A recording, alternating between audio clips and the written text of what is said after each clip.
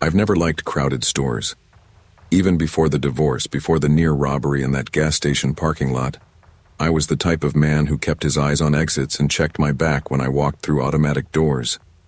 Anxiety sticks to you like that. It doesn't ask for permission, it just hangs on, whispering that danger is closer than it looks. But Liam had been asking me for weeks. "Dad, when can we go get the new robotics kit? The one with the gears that move the arms?" He'd show me YouTube videos of kids unboxing the kits, his wide eyes filled with wonder. He's only 8, and after the divorce I knew he needed time with me more than ever. His mom tried, but I could see the cracks. Her patience thinning, her sighs when he talked too much about robots and action figures. So I promised him a trip. A small adventure, I called it. Walmart on a Saturday afternoon. Nothing too fancy, but for him, it was like Disneyland. I told myself I could swallow my nerves for one day just to see him smile. The cold December air bit at our cheeks as we pulled into the crowded lot. Cars were packed shoulder to shoulder, families carrying oversized bags, people honking at each other like the holiday spirit had expired a week early. I gripped the wheel tighter than I should have. My chest tightened the way it always did when I thought of the mugging. I'd been 29 then, walking out with a six-pack and some chips when a kid, barely 18, pulled a knife on me. I'd handed over everything, and still he'd pressed that blade so close I could feel it against my ribs. He didn't stab me, but the memory stuck like a scar. "Dad?" Liam's voice pulled me out of it. He was hugging his little backpack, the one with his old toy robot stuffed inside. "You okay?" "Yeah, buddy," I forced a smile, just thinking about what snacks we should grab. Inside, the warmth of Walmart hit us, fluorescent lights humming overhead, holiday decorations dangling, and the tinny sound of Jingle Bell Rock echoing from every aisle. I tried to ignore the noise, to focus on my son's small hand gripping mine. His excitement was contagious. Still, I scanned the crowd automatically. Too many people. Too many voices. Somewhere in my gut, the unease stirred. And that was before I saw him. The man standing near the knives section, muttering under his breath, his head jerking in strange rhythms like he was chasing thoughts only he could hear. I didn't know his name then. Didn't know about his release from the hospital or the warnings ignored. All I saw was a stranger pacing, eyes darting toward kids, toward families, toward us. And already, something inside me whispered, "Trouble." We made our way to the toy section, Liam tugging me like an eager guide. "Come on, Dad, it's down this way." His voice was high with excitement, but I couldn't shake my eyes from the man I'd seen. He had drifted closer. No cart, no basket, just empty hands curling and uncurling like he was testing his grip. I tried to focus on Liam kneeling beside him as he pulled boxes off shelves. "Look, this one has a motor, and this one has tracks." "That's pretty cool," I said, though my voice sounded distant even to myself. He frowned. "You're not looking." I forced myself to meet his eyes. "I am, buddy. I promise." But over his shoulder, I caught sight of the man again. He'd stopped pacing. He was watching us, lips moving fast, muttering about something I couldn't hear. A family walked past, a little girl in a puffy coat holding a Barbie. The man's eyes followed her, then snapped back to the shelves of knives only a few feet away. My heart rate picked up. Old instincts clawed their way back. I whispered to Liam, "Stay close to me, okay?" "Why?" he asked. "Just do it." I glanced at the nearest security camera, half hoping someone in a booth was seeing this. But knowing stores the way I do, those cameras were more for show than safety. Liam tugged on my sleeve again, his voice dropping. "Dad, why is that man looking at us?" My blood went cold. He saw it too. It wasn't just my nerves. Before I could answer, the man moved. Quick, sudden, his hand shot out, snatching a kitchen knife from the shelf. And in that instant, the world split in two. 1 second it was Christmas music and bright lights. And the next, it was chaos. "Dad!" Liam screamed as the man lunged. I didn't think. I shoved Liam down and forward. "Run!" My body reacted before my brain did. I barreled into the man, the knife flashing under the lights. We hit the floor hard, boxes of toys toppling around us, the edge of the blade slicing against my arm. Shoppers screamed, scattering like birds. My only thought? Keep him down, keep him away from Liam. The man was shouting, spittle flying. "They need cleansing. The store is poison. You're all poison." His strength was wild, unhinged, his eyes glassy with fury. Somewhere far down the aisle, I heard my son's cries, high-pitched and terrified. And that sound gave me strength. I wrapped both arms around the attacker, holding him tight to the floor as his knife scraped against the tiles. My voice was raw, screaming for help. And for the first time since the mugging years ago, I wasn't paralyzed by fear. I was fueled by it. The weight of him pressed into me, hot and frantic. He bucked his body like a wild animal, teeth bared, sweat pouring down his face. The knife in his hand clattered against the tile once, twice, but he kept trying to grab it back. "Stay down!" I roared, my voice breaking. My arm stung where he'd sliced me, warm blood seeping through my sleeve. But pain didn't matter. Not with Liam crying, not with this man screaming about cleansing the store. "Get off me. They'll thank me later. The children." His words broke into a howl as he twisted beneath me. Shoppers were fleeing, carts abandoned, toys scattered across the floor like battlefield debris. Somewhere, a woman screamed for security. Someone else yelled for the police. But in that moment, it was just me and him. I slammed his wrist against the ground once, twice, until the knife slid out of reach under the shelves. He shrieked like a wounded animal, twisting his body with unnatural strength. A glimpse to my left. Liam was crouched at the end of the aisle, tears streaking down his face, frozen between running and coming back. "Stay back," I shouted, locking eyes with him. "Don't move, Liam. Stay there." He sobbed, hugging his little backpack tight. Finally, 2 security guards appeared, hesitant at first, then rushing forward when they saw the knife. "Get his arms," one shouted.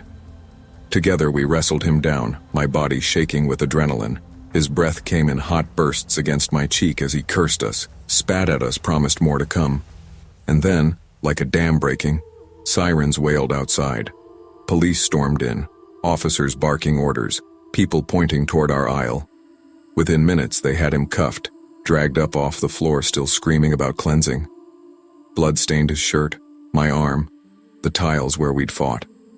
I slumped against the shelf, trembling, vision blurring. Liam bolted to me, throwing his arms around my waist. His sobs broke something inside me. "It's okay, buddy. It's over," I whispered. Though even as I said it, I wasn't sure I believed it. Because the look in the attacker's eyes as they dragged him away wasn't defeated. It was certain. Like this was only the beginning. The days after blurred together in a haze of questions, police reports, and hospital visits. My arm had needed stitches, though the doctor said I'd been lucky. Liam didn't feel lucky. He woke up 3 nights in a row screaming, "The monster in the toys." I'd rush into his room, heart pounding, hold him until his shaking stopped.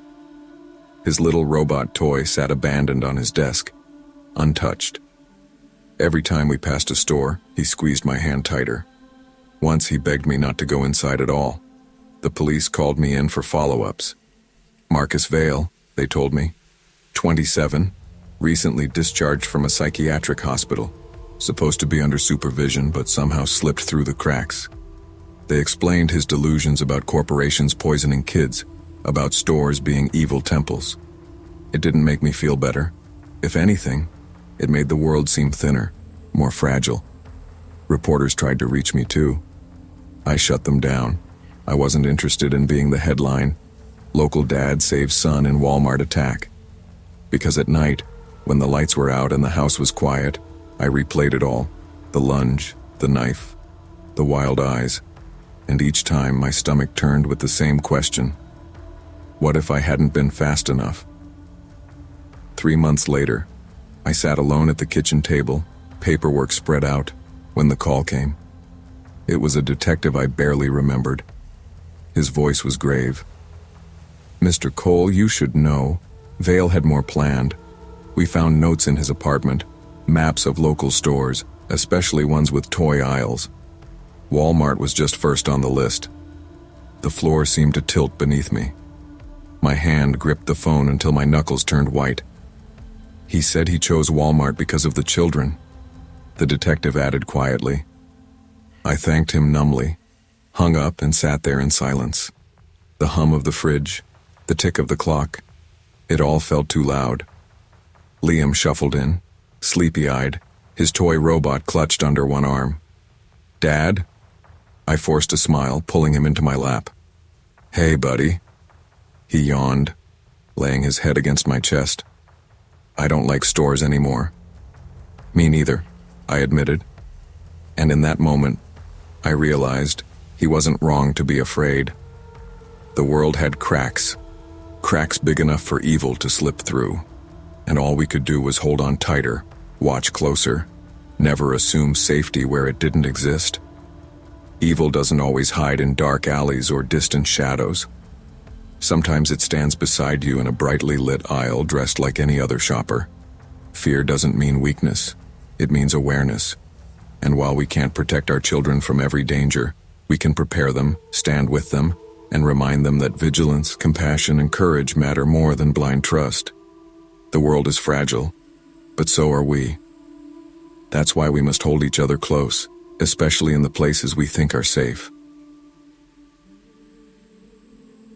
People like to think fires start with a spark, a lighter, a match, an accident in a kitchen. But I've come to believe fires begin long before the flames ever catch. Inside someone's chest, when bitterness smolders and resentment eats away at the air. That's how it started for me. Not in the stockroom, not with the chemicals, but with something much smaller. Being forgotten. For 5 years, I gave everything I had to Walmart. Nights spent stacking pallets, checking stock, cleaning up messes from customers who never looked at us twice. 5 years of loyalty. And what did I get? Nothing. No recognition, no appreciation. 4 times in a row, I was left off Employee of the Month. 4 times. I was told, "We value you, Oliver, but maybe next time." And next time never came. I told myself it didn't matter. But then the breakup came. My girlfriend of 2 years walked out, saying I was too distant, too tired, too hollow. I didn't fight her. Maybe because I didn't care, or maybe because I cared too much. Nights got longer, darker, and somewhere between sleepless shifts and empty weekends, I started to hear a voice in the back of my head. "They've forgotten you. They think you're nothing. Make them see." I remember Karen Whitfield, the new manager. Strict, ambitious, always reminding us that corporate had expectations. She wasn't cruel, not exactly, but she had this way of looking past you like you were just another cog. She pulled me aside one night about a misplaced pallet. I tried to explain, but she cut me off. "Oliver, this store doesn't run on excuses." That's when the fire in my chest grew hotter. On September 12, 2024, I came to the store not as an employee, but as someone already halfway gone. I'd been fired a week earlier after an argument. Me shouting, her writing me up, the district manager nodding along.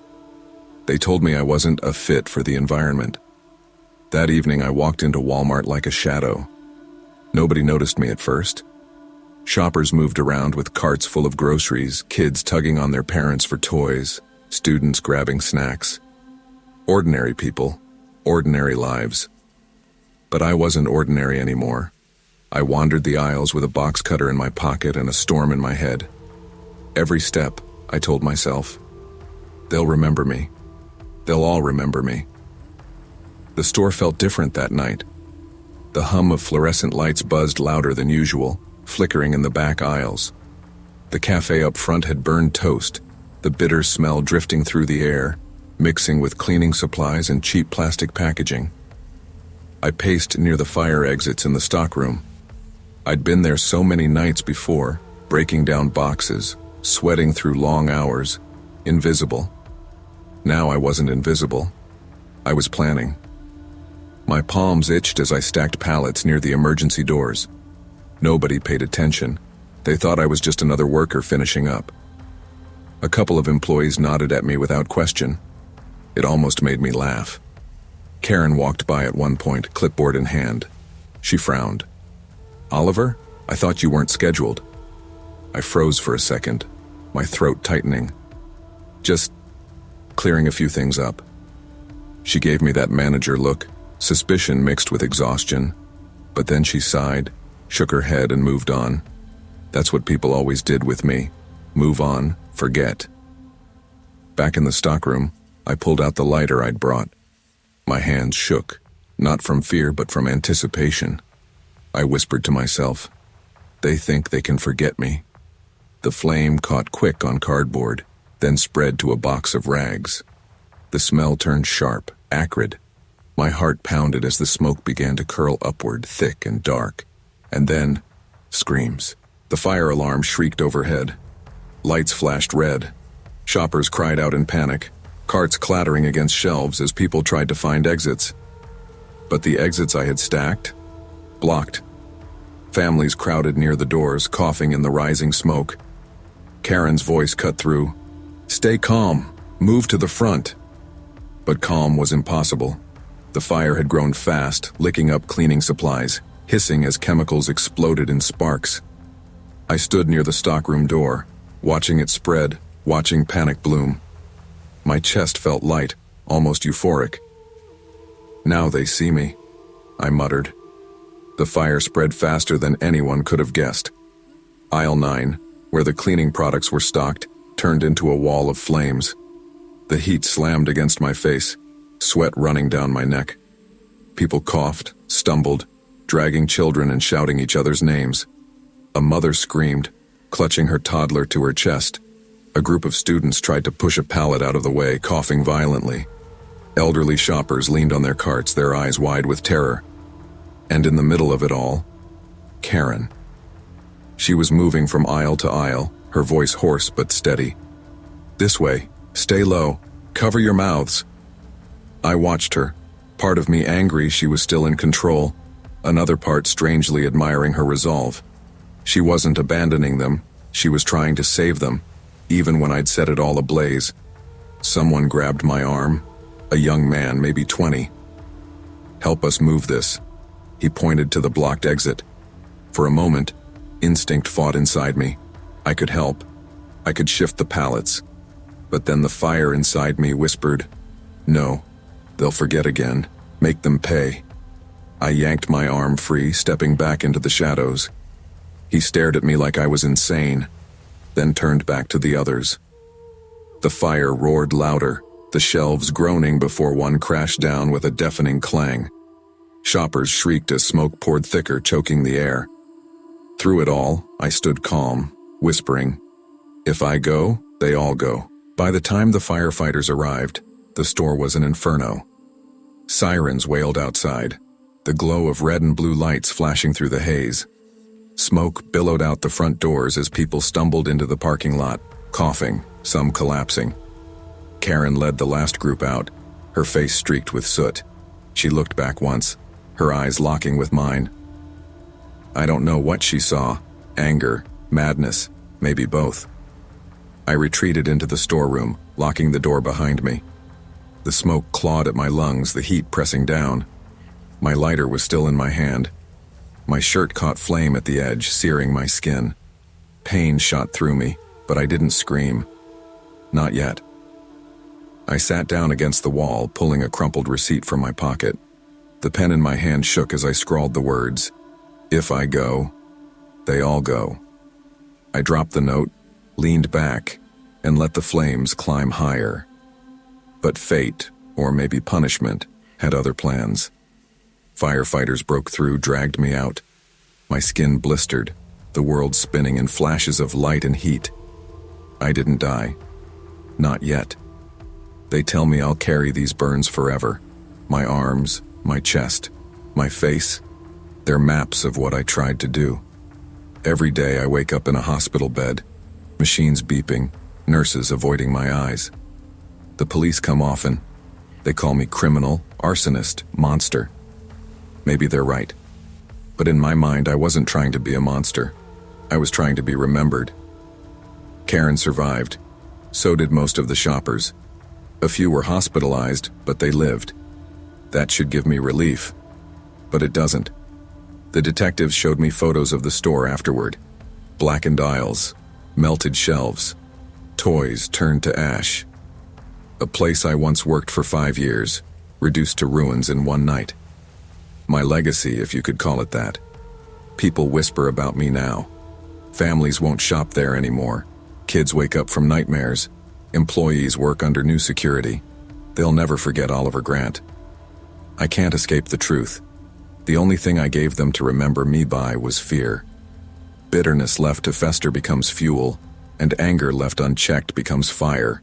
Recognition, love, purpose, when those are lost, people can spiral into darkness. But destruction never earns respect. It only leaves scars, on others and on yourself. True worth doesn't come from forcing others to remember your pain. It comes from building something worth remembering in the first place. I've always been the type of mother people roll their eyes at. The one who double-checks the locks twice at night, who still insists her 9-year-old hold her hand in parking lots, who sits at playground benches with her heart in her throat every time a stranger comes near. I never apologized for it. I couldn't. Not after the playground incident. Sophie was 4 then, barely old enough to remember it. We had gone to the neighborhood park on a spring afternoon. I was answering a text from a client, just 10 seconds, no more, when I looked up and she was gone. My world froze. I screamed her name, ran across the grass barefoot, panic pounding in my ears. I found her 2 minutes later, crouched behind the slide giggling at a stray cat. But those 2 minutes changed me. They planted a terror that never left. Now Sophie is 9, still playful, still curious, still with that same wild streak in her eyes that makes her wander toward whatever catches her attention. And me? I'm 34, divorced, working as a freelance graphic designer from home, and still carrying that ache of almost losing her once. I don't care how many people call me overprotective. I'd rather be that than careless. On July 16, 2024, it was just another shopping trip. Or at least it should have been. Walmart on Ocean View Boulevard was bright that afternoon. Sunlight streaming through the automatic doors. Shoppers filling carts with produce, snacks, and discounted summer goods. Sophie and I had finished with the fruits and vegetables and were heading toward the candy aisle, which of course was her favorite. "Can I get the sour worms this time?" she asked, tugging on my arm with that pleading smile. "Let's see the prices first," I told her, half laughing, half weary. She knew I was soft when it came to candy. I was comparing 2 brands of chocolate bars when it happened. Just a second. Just that 1 second where I turned to glance at a worker cleaning up a spilled stack of juice boxes. Sophie was right there. Then she wasn't. My chest hollowed out. My voice cracked before I realized it was me screaming, "Sophie, Sophie!" Heads turned. People stared. But I didn't care. I spun in every direction, scanning faces, carts, the aisles. She was gone. And in that instant, I felt it. The old terror. The nightmare come back to life. I ran down the aisle, my shoes skidding against the polished floor, my heart hammered so hard it drowned out the store's soft music. I kept shouting, my voice rising until it was nothing but raw panic. A woman in front of the candy display turned, frowning. "Is something wrong?" "My daughter. She was right here. She's 9, brown hair, pink shirt with stars. Did you see her?" My words tumbled out in gasps. The woman shook her head, her expression shifting from irritation to alarm. She put a hand on my shoulder. "Let's find security." I didn't wait. I bolted to the end of the aisle, peering left, then right. Shoppers moved lazily, unaware my entire world had just fractured. I pushed past carts, knocking into a stack of cereal boxes. At the customer service counter, I nearly threw myself at the attendant. "My daughter's missing. She was just here, and now she's gone." The young employee's eyes widened. She stammered, "Oh, okay, ma'am. Please, calm down. We'll call security." "Don't tell me to calm down," I snapped. Just do something. Within minutes, 2 uniformed staff arrived, walkie-talkies buzzing. They asked for Sophie's description, repeating it into their radios. "Lock the exits," one of them ordered. I clung to the counter, shaking. My mind was a whirlpool of images. Sophie giggling, Sophie reaching for candy, Sophie's hand slipping out of mine, and beneath it all the darkest fear. What if she wasn't in the store anymore? Then a guard returned, face pale. "We've checked the cameras. A man in a delivery uniform was seen walking with a little girl toward the exit. He was holding her hand." The words hit me like a knife. My knees buckled. "What do you mean? Who? Who was he?" The guard swallowed hard. "We're calling the police right now." They showed me the footage on a small monitor in the security room. My body trembled as I leaned over the desk, staring at the grainy video.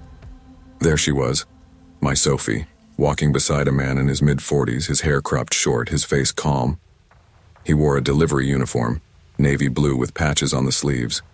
He wasn't dragging her, wasn't forcing her. He simply bent down, said something, and she took his hand. Anyone watching would have thought he was helping a lost child. Anyone but me. I slammed my hand against the desk. "That's not an employee. She doesn't know him. You have to stop him." Police sirens wailed outside within minutes. Officers rushed in, barking orders, splitting teams between the exits and the parking lot. My breath came in gasps as one of them asked me, "Does your daughter know this man?" "No," I nearly screamed. "She doesn't know him. She wouldn't go willingly unless she thought, unless..." My voice cracked. Unless he tricked her. The officers poured into the lot. One stayed with me, trying to keep me calm, but all I could picture was Sophie's small hand in that man's grip, walking closer to the sunlit doors. My body shook uncontrollably. "Please find her. Please." Then the radio crackled. "We've got him, north lot. Attempting to get her in a van. Child is safe." My knees buckled with relief and terror all at once. Safe. They said safe. But I wouldn't believe it until I saw her with my own eyes.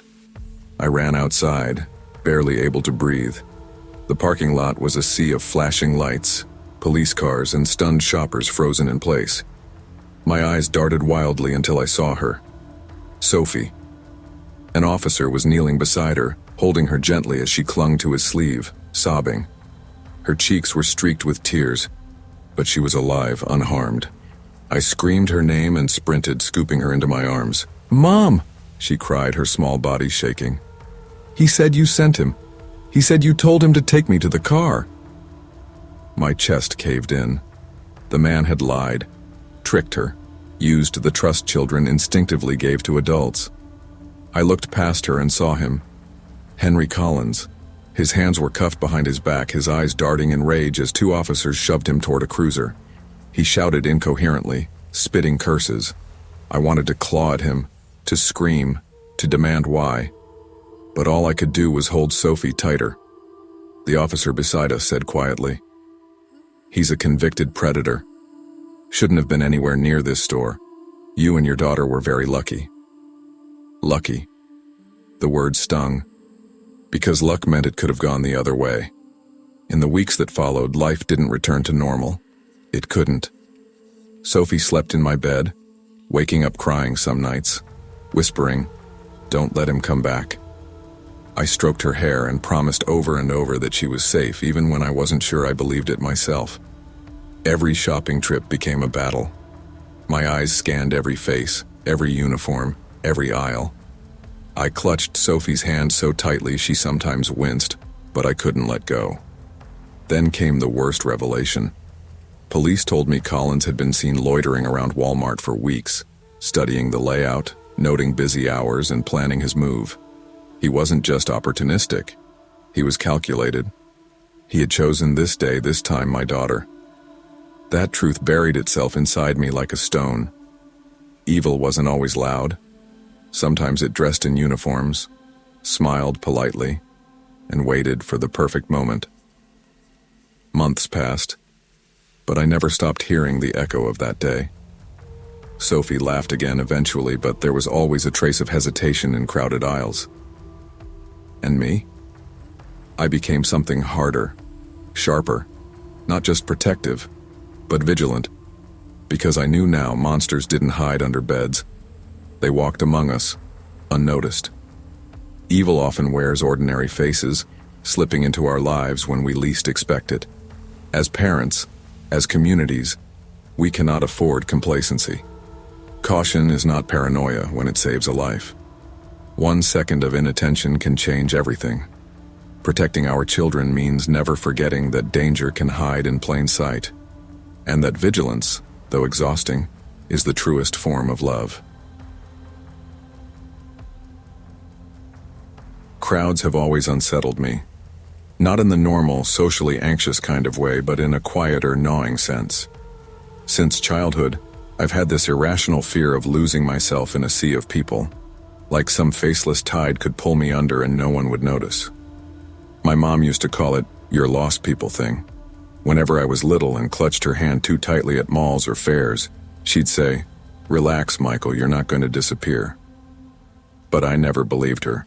Now I'm 27, a graphic designer who works from home, and for the most part I avoid chaos. Online shopping is my drug of choice, but after moving to Los Angeles last year, I decided to do something insane. Go to Walmart on Black Friday. I told myself it was for the experience. Maybe I wanted to prove I wasn't the same kid who used to panic at carnivals. The Walmart on Sunset Boulevard was a madhouse when I arrived that morning. Neon sales signs flickered overhead. Carts crashed like bumper cars, and the air smelled of French fries drifting from the food court. People shouted, laughed, cursed, and fought over televisions stacked high in the electronics section. It was noise layered over noise, the kind that makes you feel dizzy if you stand still too long. I gripped my cart like an anchor, trying to breathe evenly. "You wanted the madness," I muttered to myself. So here it is. That's when I noticed them. A family, mother, father, and little girl, standing near the toy aisle. They looked wrong. Not in a dramatic horror movie way, but wrong in the way someone walking against the flow of a crowd looks wrong.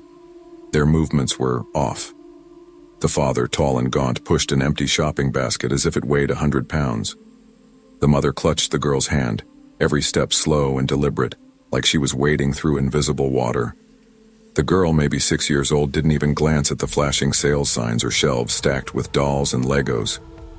She just stared straight ahead, pale and hollow-eyed. And then the mother looked at me. Her lips parted slightly, mouthing 2 words without a sound. "Help us." I blinked. For a second I thought I'd imagined it. But when I focused again, the family was gone. The aisle stood empty except for a cart filled with toys, some of them stained with something dark, something that looked disturbingly like blood. The hairs on my arms stood up. My old fear surged back, that feeling of people vanishing in crowds. But this time it wasn't me. It was them. I didn't move right away. My hands locked around the handle of my own cart, palms sweaty. I kept staring at that abandoned cart like it might explain itself. The toys inside looked ordinary enough. Boxed board games, a Barbie set, action figures. But a few packages had smears of red. Blood. Or something pretending to be blood. The crowd pressed around me, oblivious. A man shoved past with a TV balanced in his cart. A woman cursed under her breath, her child whining for candy. The chaos churned on, swallowing everything while this silent, wrong thing sat in the middle of it. I forced myself to walk closer. My heart thumped in my ears. I touched one of the toy boxes lightly with my finger. It was sticky, red, real. "Hey, excuse me?" I grabbed the sleeve of a Walmart employee rushing by. She was maybe 19, red vest half-zipped, hair frizzed from stress. "Someone left this cart here. It's got blood on it. You should probably—" She yanked her sleeve free, barely glancing. "Sir, if it's a spill or something, just leave it. We've got a cleanup crew." "No," I insisted. "It's not a spill. There was a family here just a second ago. They looked off. The mom said help us, and now they're gone. Don't you—" She rolled her eyes. It's Black Friday, dude. People leave carts everywhere. If you're stressed, maybe take a break at the cafe. Then she darted away before I could stop her. I stood there, heat creeping up my neck. Maybe she was right. Maybe I was imagining things. Crowds can do that, make you see patterns, ghosts in the noise. But when I looked down again at the blood, the logic crumbled. Not possible, I whispered. Still, the longer I stared, the less real it seemed. People streamed around me, laughing, shouting, arms full of merchandise. No one else saw what I saw. No one cared about the silent cart in the middle of the madness. I backed away, shaken. But something inside me already knew. I hadn't imagined it. The rest of the store blurred after that. I tried to keep shopping, grabbed a discounted hard drive, some wireless earbuds, even a set of pans I didn't need. But I couldn't shake the image of that pale family. Every aisle I turned down, I expected to see them again, and in a way I did. At the end of the clothing section, I caught a glimpse of the little girl's hair, light brown, braided neatly. She turned the corner before I reached her. My pulse jumped. I hurried after her, but the aisle was empty. Near electronics, I thought I heard the mother's voice, faint under the roar of the crowd. "Help us." I froze. Shoppers jostled past me, annoyed. I scanned faces. Nothing. Then I saw the father. Tall, gaunt, basket still empty. He stood near a shelf of discounted laptops, staring blankly at the floor. I blinked, and he was gone. I pressed my palms into my eyes, whispering, "You're losing it. You're just tired." But when I lowered them, the world looked sharper, colder. Every toy out of place, every tipped shelf, every subtle disturbance screamed that they'd been there, that I hadn't imagined them. And yet no one else noticed. The realization crawled through me like ice. If no one else could see them, then I wasn't watching living people. I was watching echoes, ghosts. But why me? I left the store shaken but clinging to reason. Maybe I'd hallucinated. Maybe someone had cut their hand and left blood on the toys. Maybe exhaustion was messing with me. But the thought festered. Days passed, then weeks. Every time I closed my eyes, I saw Clara's lips forming those words. "Help us." Finally, I searched online. Walmart Sunset Boulevard disappearance. The first hit was a news article dated November 30th, 2022. My blood ran cold. It detailed the disappearance of the Whitman family, Evan, Clara, and 6-year-old Lila, vanished during a Black Friday sale at that exact store. Security footage showed them entering, but never leaving. No trace was ever found. The case went cold within months. I read the article 3 times. Heart-pounding. The description matched perfectly. The gaunt father, the pale child, Clara's age, all of it. I hadn't seen hallucinations. I'd seen them. I never went back to that Walmart. In fact, I avoided crowds altogether. Supermarkets, concerts, festivals, each felt like a trap. Every time I caught a glimpse of a child in a pink coat or a mother's weary eyes, I thought of Clara. They weren't alive. That much I understood. But they weren't gone either.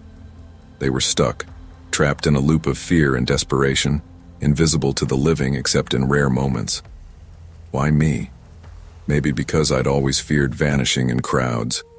Maybe my childhood paranoia tuned me to their frequency. Or maybe the store itself wanted me to see, to remember. Months later, when I finally left Los Angeles, I drove past that Walmart one last time. It looked ordinary. Neon signs, shopping carts, families laughing as they carried bags to their cars. But I knew what lingered inside. Some evils don't scream. They whisper, hidden beneath the noise of daily life, waiting for the next crowded day to resurface. And sometimes the lost don't disappear. They stay. The frenzy of life often blinds us to the quiet tragedies around us. In the rush for bargains, attention, or survival, people can vanish. Sometimes literally, sometimes in the unnoticed ways of neglect and indifference. What haunted me most wasn't just the Whitman's fate. but how easily a family could disappear in plain sight. Never let the noise of the world drown out the silent cries for help. To truly see others is to keep them from vanishing. They say a man's life is made up of little routines.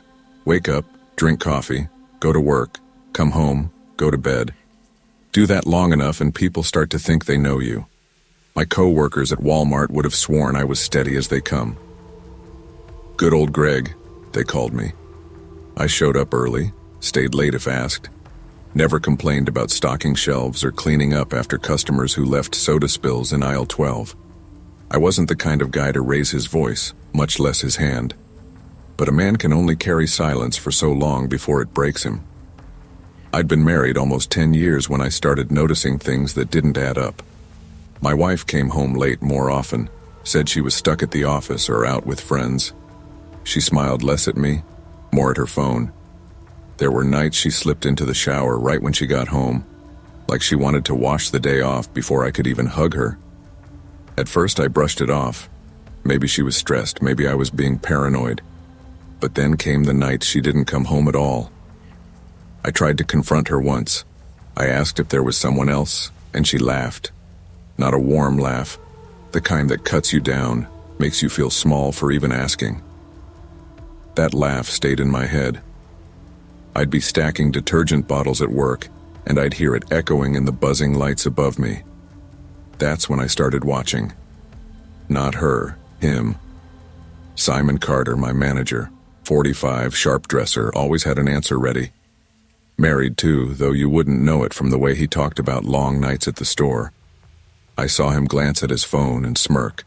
I saw him leave early once, same time she said she was working late. Those little coincidences stacked up in my mind until they weren't coincidences anymore. Every shift I worked, I'd catch him at the end of the aisle, clipboard in hand like he was pretending to be busy. I'd picture his hands on her, picture them laughing about me when my back was turned. Each time, the knot in my chest pulled tighter. I stopped being Greg the good employee. I started being Greg the watcher. I watched every move Simon made, every call he took, every break he snuck out for. My coworkers didn't notice the change. They were too busy gossiping, joking, living their lives. But I noticed. I noticed everything.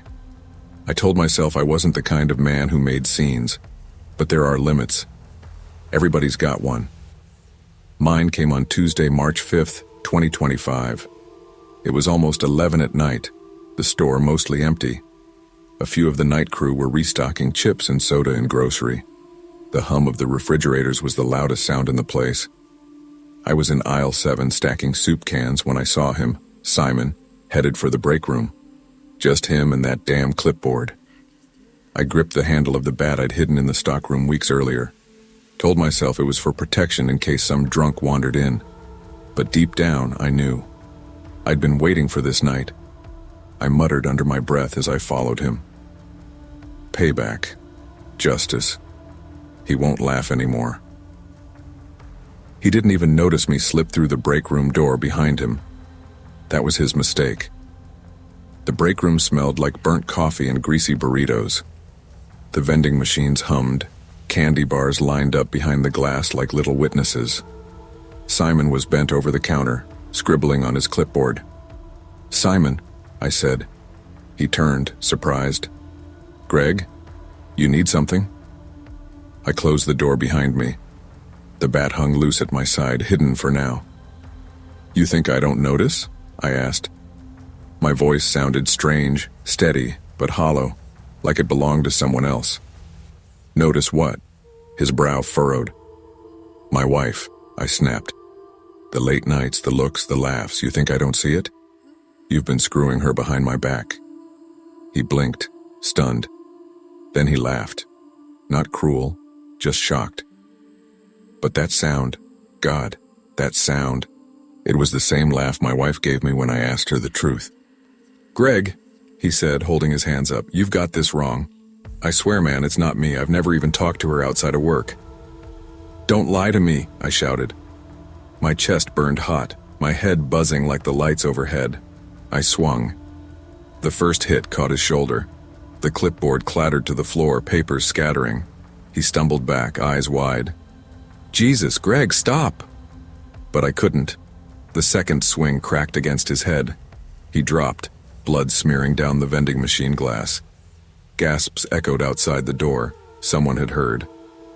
Feet scrambled down the aisles, shouts of, "Call the cops!" bouncing off the walls. I stood over him, chest heaving.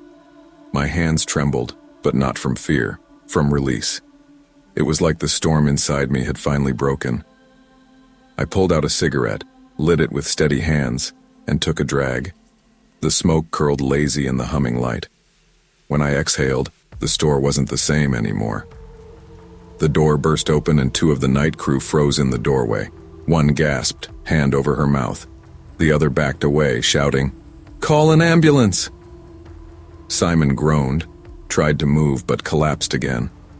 His blood pooled across the floor, creeping toward the vending machines. I leaned against the counter, smoking. Their wide eyes made me chuckle. "He had it coming," I said. They scattered. Within minutes, the store was chaos. Employees fleeing, lights flickering as alarms blared. Somewhere in the distance, sirens wailed.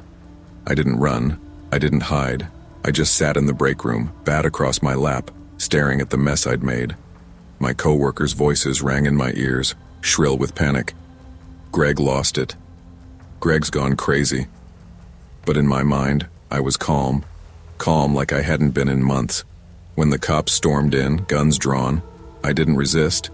They shouted commands, shoved me to the floor, cuffed my hands. My cigarette rolled across the linoleum, burning out beside Simon's blood. "Why'd you do it?" one officer demanded. I looked him dead in the eye. "Ask my wife."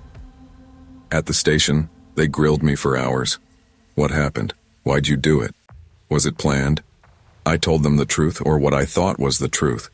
That Simon had been sleeping with my wife, that I couldn't take it anymore.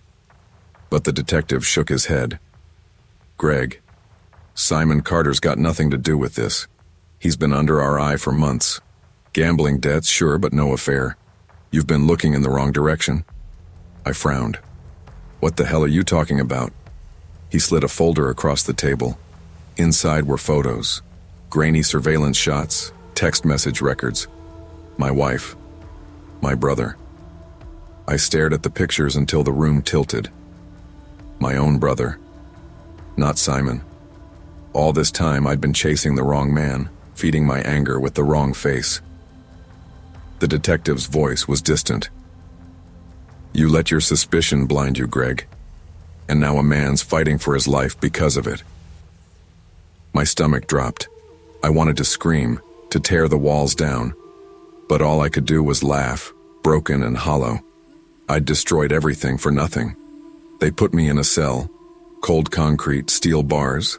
Silence. But the silence wasn't the kind that heals. It was the kind that eats you alive. I thought about Simon, about the blood on the floor. I thought about my co-workers, their terrified faces. I thought about my wife and my brother, tangled together in betrayal I hadn't seen until it was too late. The news spread fast. Quiet Walmart worker snaps. That's what they called me. The good employee who never complained, who suddenly turned into a monster with a bat. I could almost hear my co-workers whispering about it in the break room, long after I was gone. I imagined the nightmares they'd have, seeing me standing there, cigarette in hand, while Simon bled at my feet. The store itself would never be the same. People would stock shelves with one eye on the door, afraid of what might be waiting behind it. Fear lingers in walls, in light, in silence. I'd carved my rage into that place forever. As for me, I sit here in this cell replaying it all over and over. Not the swing, not the blood, but the moment before, when I could have chosen different, when I could have walked away. But I didn't. And that choice is mine to carry until the end. Suspicion is a poison that blinds the heart and warps the mind. When we let jealousy and anger control us, we don't see the truth. We see only the reflection of our own fears. In my rage, I destroyed an innocent man and scarred everyone around me. The real betrayal was there all along, but I was too consumed to see it. I moved to Springfield 6 months ago after my breakup with Mark. It had been messy. Too many unanswered texts. Too many nights of waiting for him to show up when he never did. I needed a fresh start. A place where no one knew my name or my past. A place where I could simply be Samantha Hargrove. Working at Walmart's night shift gave me that. The aisles were dimly lit. The hum of refrigeration units constant and oddly comforting. And the occasional soft click of my shoes against the linoleum gave the night rhythm. I was alone most nights, and I liked it that way. It gave me space to think, or not think at all, and the quiet, strangely, became a companion. I had a habit of staying behind to organize things properly. Other night shift employees, if they were working at all, would just shove boxes onto shelves and call it a day. But I believed in order. Headphones lined up just so, smart speakers arranged by model, chargers tucked neatly into bins. It gave me a sense of control I didn't always feel outside these fluorescent halls. Tonight, the electronics aisle was a mess. Boxes were stacked haphazardly from my previous shift, and I was in the middle of straightening them when I first heard it. A soft, deliberate step behind me. I froze, holding a box of Bluetooth earbuds like a shield. "Hello? Anyone there?" My voice sounded louder than I expected in the empty aisle, echoing off the metal shelving. Silence answered me. I told myself it had to be another overnight employee, maybe one who had stayed back to do stock. But no one should have been here. I checked my watch. 3 a.m. The store was supposed to be empty. The footsteps grew louder, faster, somehow keeping pace with my own heartbeat. Goosebumps pricked along my arms, and I felt that cold, creeping sensation of fear curling down my spine. I spun around, expecting someone, anyone, but the aisle was empty. A faint whisper of cold air brushed my neck. I shivered, gripping the box tighter. The fluorescent lights flickered overhead, making the shadows shift in ways that weren't natural. My chest tightened. I couldn't explain it logically, but I knew that fear wasn't imaginary. It was real, pressing down on me, making the walls feel closer, the shelves taller. And then I remembered something. Months ago, I'd read a news article about a man, an overnight Walmart employee, stabbed during a robbery right here, in this very aisle. His body had been found behind the shelves, tucked away like part of the display. Employees whispered about him in hushed tones, saying he never clocked out. I'd laughed it off at the time. Ghost stories were for bored coworkers and lazy internet posts. But right now, in the cold hum of the electronics aisle, it felt like he was standing behind me. I swallowed hard, setting the box down, trying to convince myself it was just my imagination. But the footsteps didn't stop. They moved closer, circling, deliberate, almost playful. My breath quickened. I glanced down at the floor and froze. Dark footprints, smeared and glistening, led from the stockroom toward the back exit. They were fresh. Blood? I couldn't be sure. My phone had no signal. The store PA system was dead. And I realized with growing horror that the lights were flickering more violently now, casting long, unnerving shadows. I called out again. "Is someone there?" No answer. Only the dragging of feet that seemed to come from all directions at once. I grabbed a box, holding it in front of me and backed toward the main aisle. The temperature dropped suddenly, my breath misting in front of me. I had never felt cold like this indoors. "Who's there?" I demanded, voice shaking, but the only reply was the rhythmic, ghostly sound of dragging footsteps. I tried to rationalize it. Maybe a homeless person had found a way in. Maybe some prank from coworkers. But the store's doors were locked, the alarms armed. There was no one supposed to be here. And yet the footprints gleamed in the fluorescent light, leading directly toward the stockroom. I moved slowly, trying not to step on them, though each step felt heavy, deliberate. My heart pounded so loud I was sure it would give me away. My hands shook as I reached the end of the aisle. The dragging had stopped. Silence pressed down. I peeked around the corner of the shelving unit. Empty. Nothing but rows of headphones and tangled cords. My chest heaved, sweat prickling at my neck despite the cold. I leaned back against the shelf and tried to collect myself. It's fine. It's just nerves. You're overreacting. But the cold wasn't over. It lingered, brushing against my arms, against my neck, and I felt a presence behind me even though no one was there. I remembered the news article again, the poor man who never clocked out. Something about it nagged at the back of my mind. Maybe it wasn't just a story. Maybe it was a warning I hadn't listened to. I backed away, moving toward the main aisle, trying to find the emergency phone. My thumb brushed the wall-mounted phone, but no dial tone. Dead. The store PA was also dead. No alarms, no lights, but the flickering fluorescence above. I was completely cut off. The sound returned. Heavy breathing, circling, just out of sight. I gripped the box like a shield, whispering to myself to stay calm. It's nothing. Nothing is happening. But the dark footprints were undeniable now, smeared across the floor like a trail of some invisible predator. I could feel them. I could feel the story of the man who never left the aisle, the rumor creeping through the night. Something inside me screamed, "Run." I bolted toward the stockroom, praying someone was there. Anyone.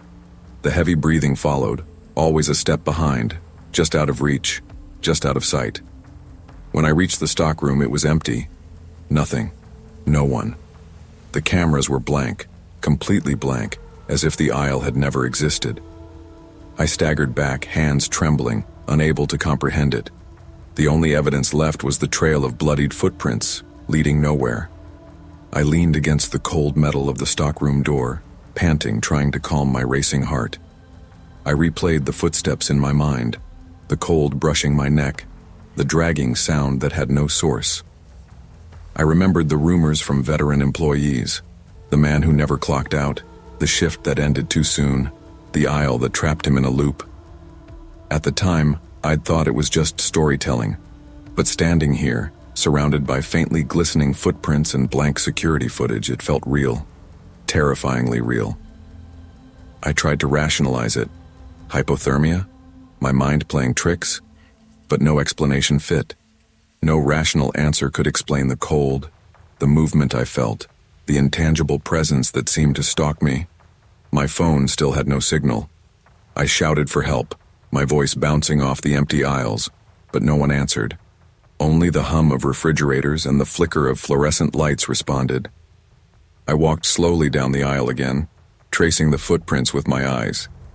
They stopped abruptly right where the aisle should have ended but didn't. The shelves extended as if the floor beneath them had shifted in reality. I could almost see him, a figure frozen in a moment of time, trapped forever in his final shift. I called out again, louder, my voice shaking. "I know you're here. Show yourself." Nothing. Only the cold, the dragging, the ever-watchful emptiness of the electronics aisle. My mind raced with the what-ifs. What if he was still here? What if he was waiting, lurking? The footsteps began again, circling. I turned, box clutched to my chest, and stumbled backward. The air grew thicker, the cold, sharper. My breath fogged, forming a ghostly veil in front of me. I felt a brush on my shoulder, just a fleeting, almost gentle touch, but it sent me over the edge. I ran. I ran through the store, past frozen soda aisles, past flickering displays. The stockroom was my goal. Maybe security cameras, maybe an exit, anything. When I reached it, the area was empty. Cameras showed nothing. No figure, no movement, nothing. The aisle existed and didn't exist at the same time. Only the footprints remained, a vivid, haunting reminder of the worker who never left. I quit that night.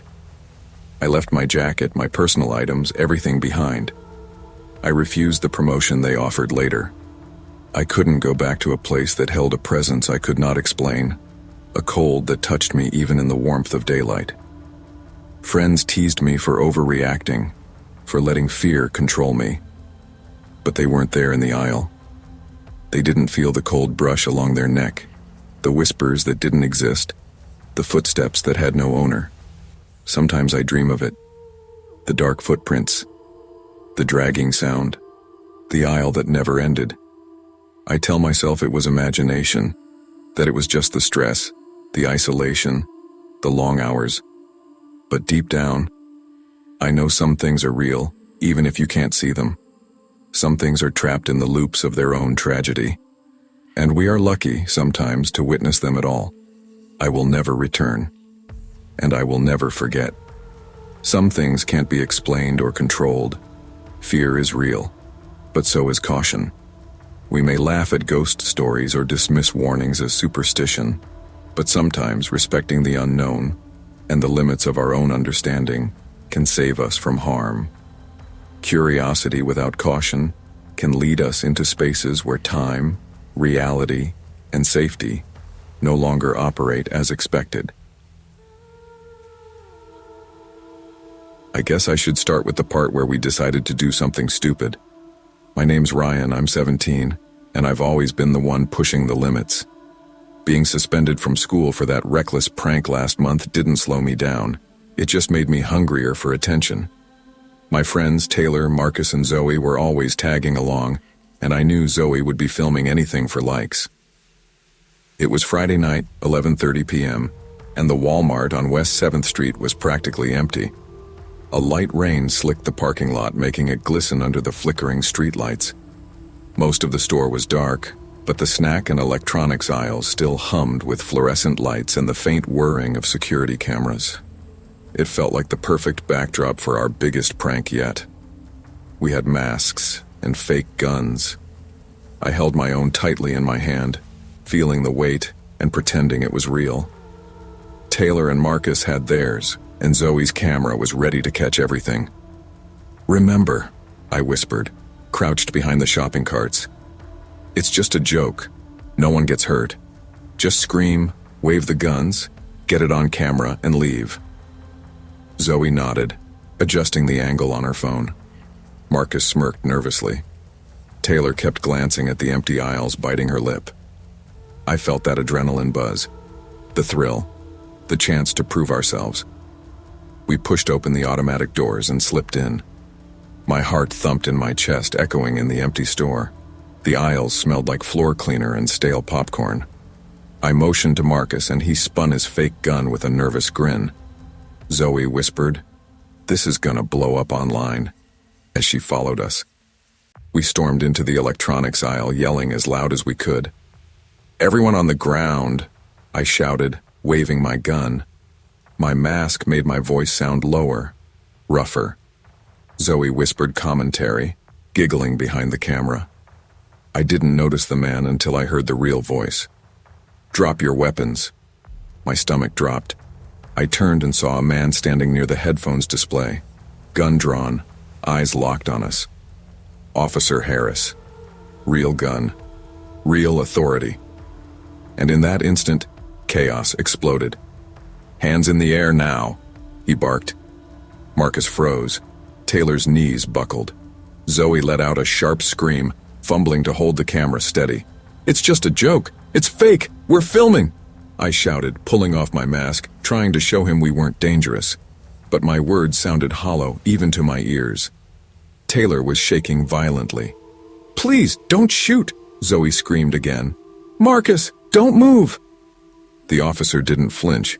Every second felt stretched, elastic, like the world had slowed down. Then the shot rang out. Marcus collapsed near the cereal aisle. Blood pooled beneath him, spreading across the floor tiles. I screamed. Taylor dropped to her knees, trying to shake him awake, tears streaming. "Somebody help him. Somebody do something." Zoe's voice cracked in panic, her phone clattering to the floor. It skidded under a shelf, still recording the chaos from a low angle. I wanted to disappear, to vanish into thin air. My mask lay forgotten at my feet. "We didn't mean it. Please don't let him die," I cried, panic rising like a wave. Customers screamed and ran, slipping in the wet floor and crashing into shelves. My heart was a drum in my chest. I couldn't breathe, couldn't think. Marcus, our friend, our brother in arms in mischief, was lying on the floor, motionless. By the time the paramedics arrived, the damage was done. Marcus didn't survive. The following weeks were a blur. Walmart closed for repairs and cleanup. We were arrested almost immediately. Taylor, Zoe, and I, all charged with involuntary manslaughter. Our parents couldn't speak. Friends avoided us. The town was split. Some blamed Officer Harris, claiming he overreacted. Most blamed us for our reckless, stupid prank. Every day I replayed the moments over and over. Marcus on the floor, Zoe screaming, the chaos echoing around the empty store. Even watching the footage Zoe's phone captured from under the shelf made my stomach churn. I could hear the panicked breathing, the shrieks, our frantic voices. School was impossible after that. Rumors followed me through hallways. I couldn't look anyone in the eye without seeing Marcus's blood in my mind's eye. Taylor was trying to hold herself together, but I could see the cracks. Zoe blamed herself too, though she had been filming. I couldn't sleep. Every time I closed my eyes, I was back in that aisle. The lights flickering overhead, the sound of a gunshot, the body of my friend crumpled on the floor. Every mundane sound now sent me jumping. A door creak, a car backfiring, a shadow moving too fast. The store employees whispered about the electronics aisle being cursed. Phones ringing with static, carts moving slightly on their own, fleeting shadows of screaming teens. I didn't believe in curses, but the memory of that night felt like a lingering presence, a warning. I wanted to turn back time, to rewind, to stop myself from thinking it was a good idea. But that wasn't possible. The only thing left was to live with the guilt. I started seeing a counselor, sitting in a room, explaining the fear, the regret, the panic. It helped in small doses. But at night, alone in my room, I still heard Zoe's screams, Taylor begging, and Marcus calling my name in my imagination. Our community meetings were tense. Parents screamed at us. Neighbors stared. Officer Harris didn't come to court often. I didn't blame him. The law was complicated, but the emotional fallout was brutal. Zoe barely spoke to anyone. Taylor went silent. I tried to reach out, but every call, every text, felt meaningless. Marcus was gone. Nothing could fix that. Even now, passing a Walmart, I tense up. The lights in the electronics aisle seem too bright, too menacing. I can't stand to be alone in stores at night. The fear isn't rational, but it's mine. I carry it every day. Months passed, but the wound never healed. Court hearings ended in guilty pleas, probation, community service, counseling. And still, I had nightmares. I realized then that the prank was never about fun. It was about attention, about proving something to people who didn't matter. We treated real lives like props, and Marcus paid the ultimate price. Sometimes I imagine the last moments in the aisle, Marcus laughing as we filmed, then chaos, panic, fear. It's a vision I can't shake. The supernatural whispers in the electronics aisle. They aren't real, but the memory is haunting enough. Every time I think of that night, I hear phantom echoes of Marcus's voice, Zoe's scream, my own panic. I'm older now, or at least I try to be. I don't seek attention anymore. I don't chase thrills for likes. The memory of Marcus, of that night in Walmart, has changed me. It taught me that actions have consequences far beyond what you can imagine. I still drive past that store sometimes. The lights in the electronics aisle flicker and I shiver. Not because I believe in ghosts, but because I remember the real horror. Fear, chaos, and the irreversibility of our choices. I've learned to respect limits, to value people over thrills, to think before acting. Nothing online, nothing social, is worth a life. Recklessness, even when disguised as humor or adventure, can have permanent, devastating consequences. Actions taken without thinking, without empathy, can change lives forever. The pursuit of attention or thrills is never worth the cost of human life, and ordinary places can become stages for tragedy when carelessness collides with reality. When my parents told me we were leaving the city for Willow Creek, I thought they were joking. The name alone sounded like something from an old ghost story.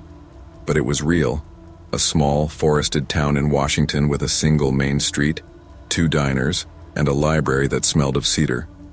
We moved there in June of 2021, and I hated almost everything about it. The air felt too still, the nights too dark, the woods too close. At 17, I wasn't great at starting over. Friends came slowly to me, and after years in crowded classrooms and buzzing neighborhoods, Willow Creek felt like stepping into silence. The one exception was Elise Carver. She lived at the edge of town, in a sprawling, century-old house that seemed to breathe with its own life. Creaking floors, a stone fireplace that swallowed whole logs, and a backyard that sloped into a wall of pines. Elise was everything I wasn't: bold, funny, unafraid of being herself. She became my anchor in a place where I otherwise drifted. That summer, our friendship became a constant rhythm. She teased me for being cautious, and I grounded her when she pushed limits. She was the kind of girl who suggested jumping into lakes at midnight, or hiking trails with only a phone flashlight. I was the one who asked if we should maybe bring bug spray or at least tell someone where we were going. We worked because we were different. When she invited me for a weekend sleepover, I didn't hesitate. My parents, buried in their work schedules, were just relieved I had a friend. We had plans for the weekend: movies, games, and documenting nature around her property for a small photography project. Elise was convinced we could capture the kind of shots her art teacher would rave about. I was more skeptical, but I didn't say no. The first night started the way most of our nights did, with snacks, jokes, and games.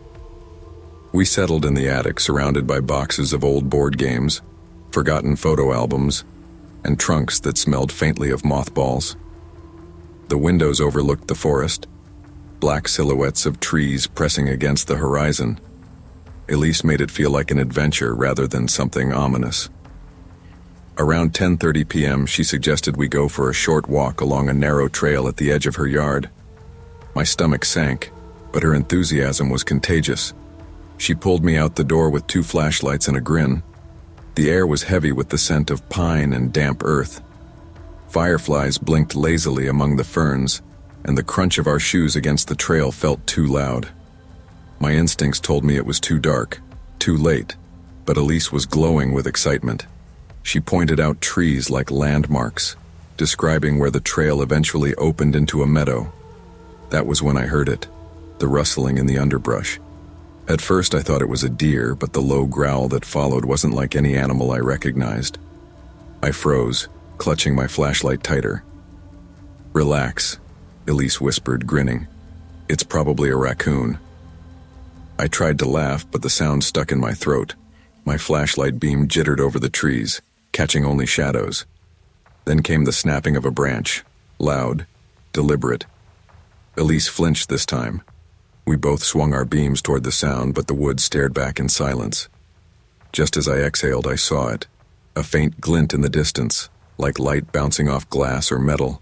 It moved slowly, too high for an animal's eyes, too steady to be chance. My pulse hammered in my ears. "Did you see that?" I whispered. Elise shook her head quickly, though I could tell she had. We turned back, quickening our pace, but the sound behind us, footsteps, subtle but distinct, mirrored every move. We reached Elise's house in record time, slamming the back door shut and locking it. My hands were shaking so badly I nearly dropped the flashlight. Elise, trying to brush it off, laughed nervously and said, "Okay, that was creepy, but it's fine, it's nothing." But I knew from the look in her eyes that she didn't believe her own words. We retreated to the attic, throwing ourselves into movies to drown the unease. The glow of the screen, the hum of the old DVD player, the crackle of popcorn, it should have been comforting.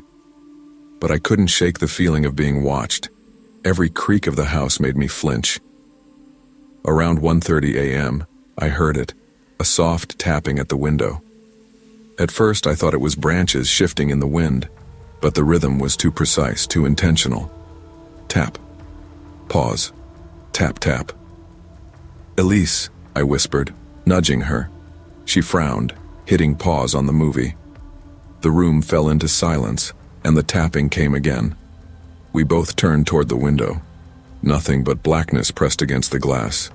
Then, without warning, my camera, left on the floor, flashed. The burst of light startled us both, freezing the room in stark white for a second.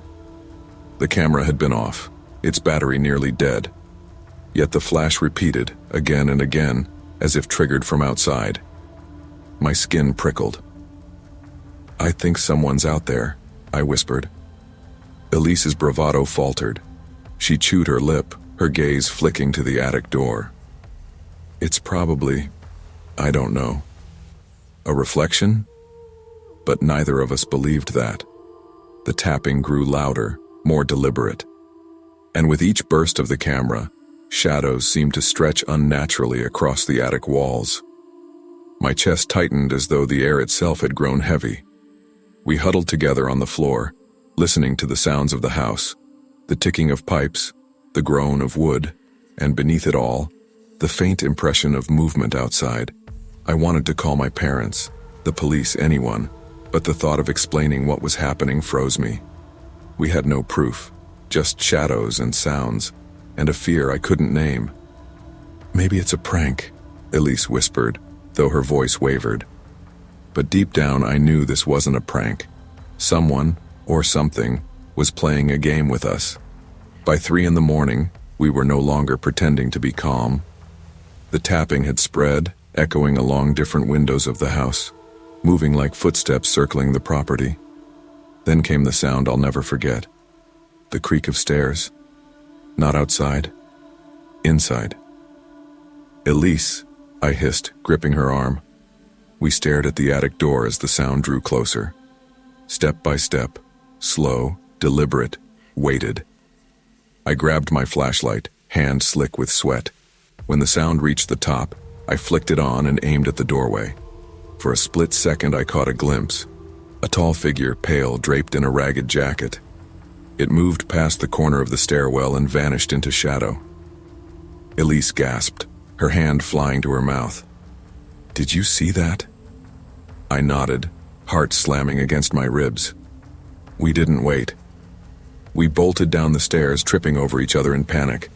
Our screams shattered the silence as we rushed into her parents' bedroom. They woke in confusion, but the terror on our faces must have said enough. Her dad grabbed a bat and checked the house, every room, every closet. He searched the yard with a flashlight, the beam cutting through the mist that hung low in the grass.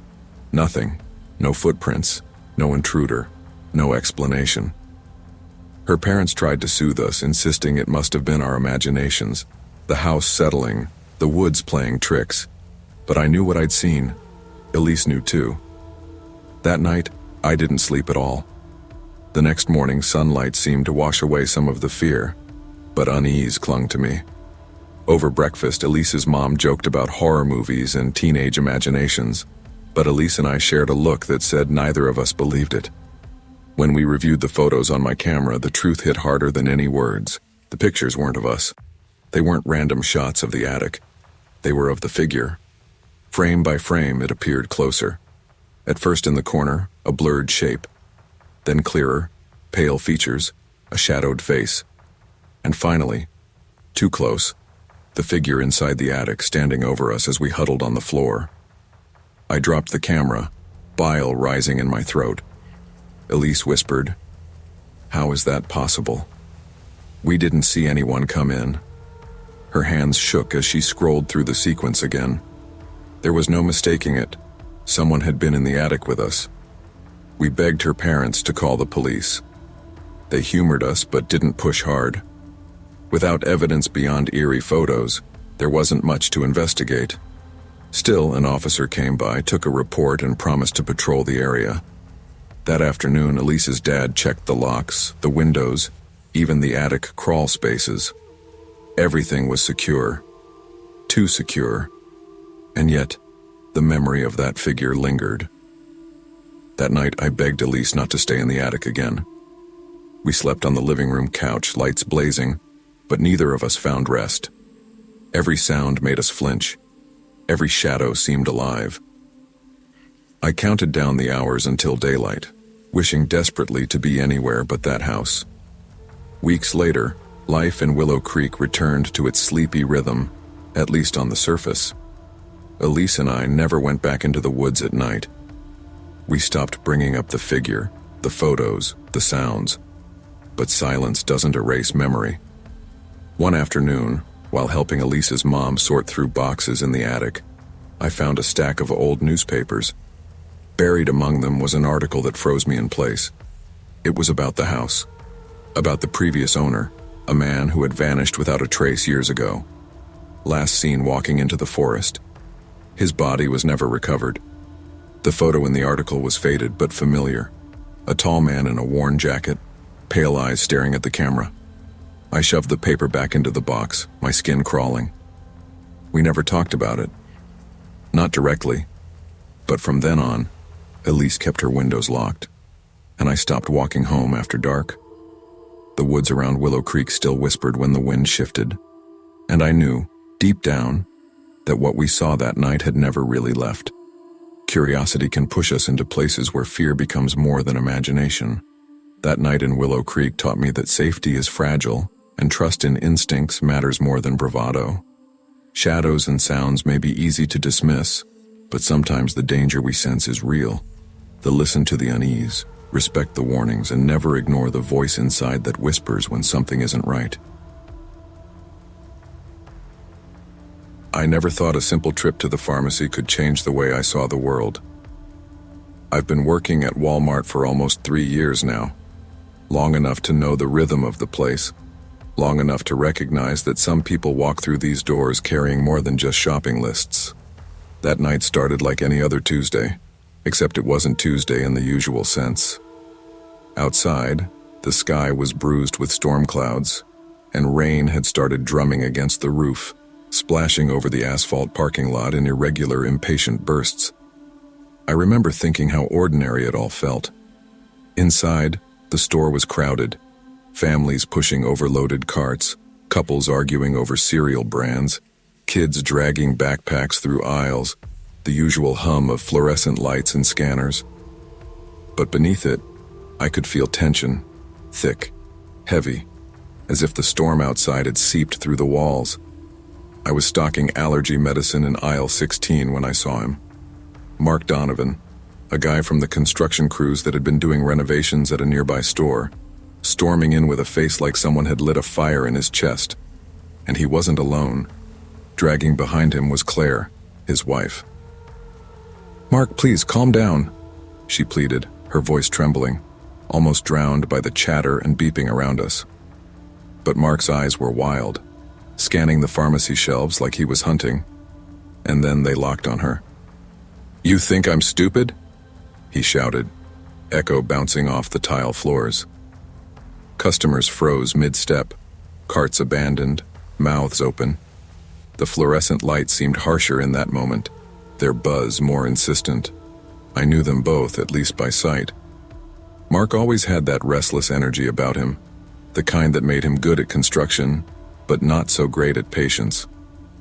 Claire worked part-time in the cosmetic section, usually quiet, polite, bending over counters with a soft smile. And yet, in that instant, I could see a fracture running through them, raw and exposed. Mark brandished a small pocket knife. My stomach sank. He swung it at her purse, the leather tearing with a sharp snap that made people recoil. Claire stumbled back, her hand clutched to her chest, eyes wide. "Stop it! People are watching!" a customer yelled. But Mark didn't hear. He was past reason. Employees ran in from the aisles, shouting, trying to intervene. One of them locked the pharmacy doors from the inside, cutting off the only route, while another tried to calm Mark. The tension was unbearable. I stayed in the corner of the aisle, pretending to check a shelf, heart hammering. Mark knelt suddenly, pressing the knife to his stomach. "If you won't tell me, I'll do it myself." His voice cracked in places I didn't want to hear. And just like that, the storm outside became nothing. The storm was here, in the aisle, in the people frozen around him, in Claire's panicked eyes. I had to do something, but every instinct screamed to wait, watch, stay alive. I saw the rage in him, but I also saw fear, the kind that comes from betrayal, the kind that twists a marriage into a powder keg. By the time paramedics arrived, the chaos had exploded into a mix of blood, tears, and rain-soaked shoes. And yet, as I watched the ambulance doors close, I felt a strange chill. This wasn't just an isolated event. This was the kind of human collision that leaves a mark long after the lights go out. Mark's knife wound was shallow enough to survive, but the memory of it is sharp, permanent. I was still shaking hours later when I replayed the scene over and over in my head. I kept thinking about Claire, the way she had crumpled in the corner, wet hair plastered to her cheeks, apologizing to strangers even as her world collapsed. And Mark, standing there with the storm in his chest, knife trembling in his hand. I later learned the truth through the security footage, and it made the whole situation even more surreal. Claire had been meeting someone from her office in secret, using the pharmacy as a private rendezvous. I couldn't reconcile her quiet smile at work with the betrayal captured on tape. It was a secret she carried into the most ordinary of spaces, and it exploded into violence in front of an unsuspecting public. I remember walking past the pharmacy the next day, the air still heavy with tension. Employees whispered quietly, exchanging glances, avoiding the aisle entirely. Some claimed they could still hear faint crying, soft scraping sounds as if the store itself remembered the night's events. It was unsettling, how a place as mundane as Walmart could hold on to memory, trauma, and human cruelty like a sponge. Mark's actions haunted me.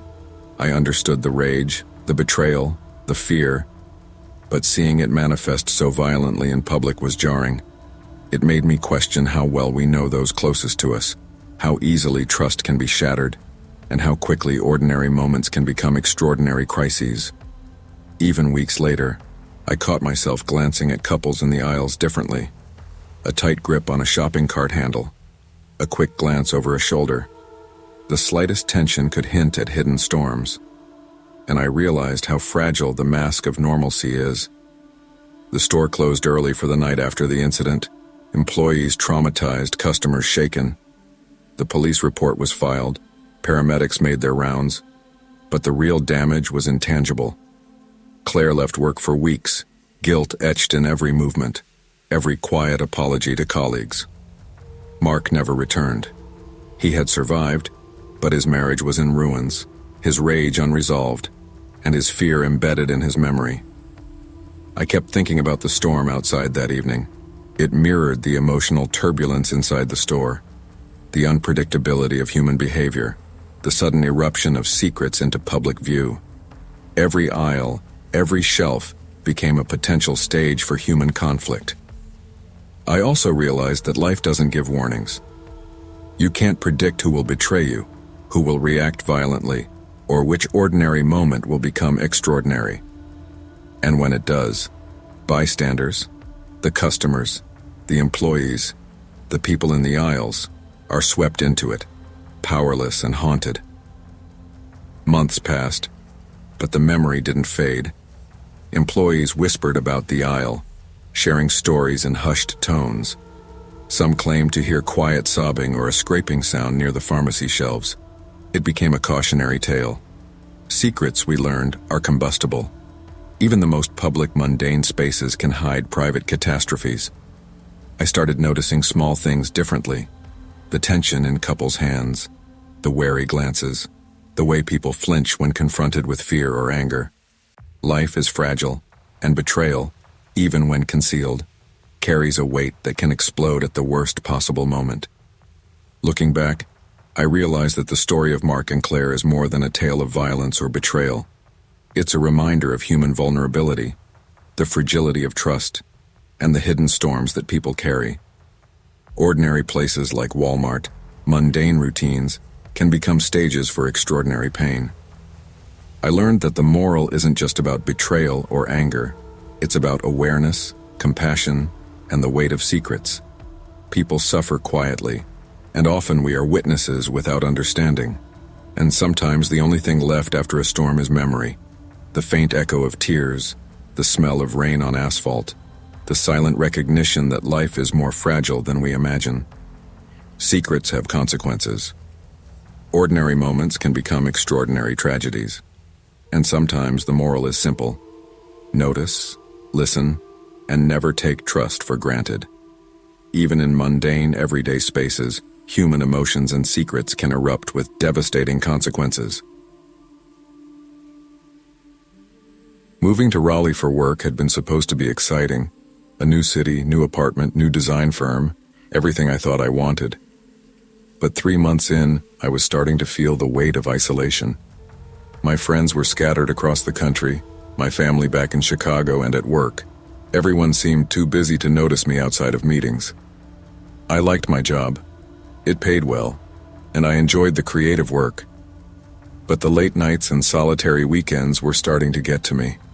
Late-night grocery runs became my therapy. Something about walking through nearly empty aisles, the hum of fluorescent lights overhead, the distant beeping of checkout machines.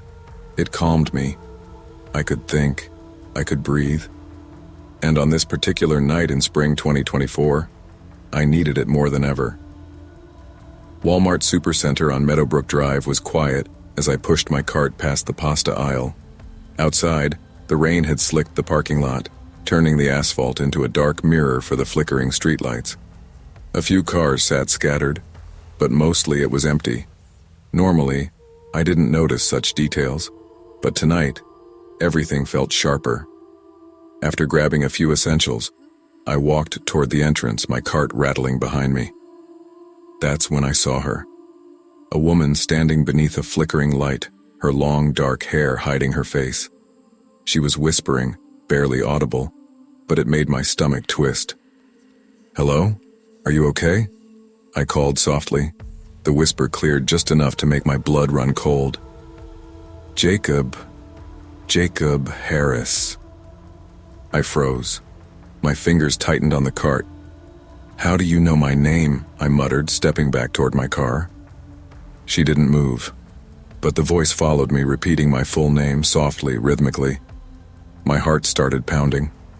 I fumbled with my keys, trying not to look back. Rain started pattering again, tapping against the asphalt in uneven rhythms.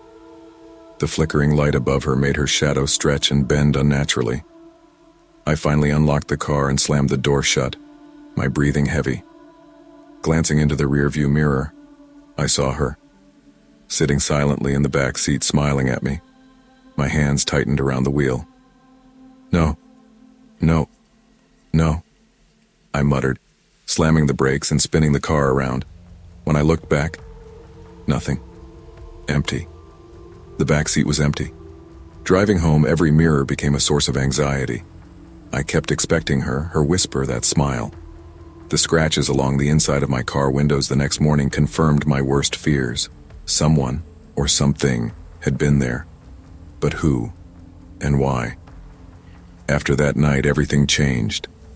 I stopped making late-night trips. I avoided the Walmart parking lot entirely.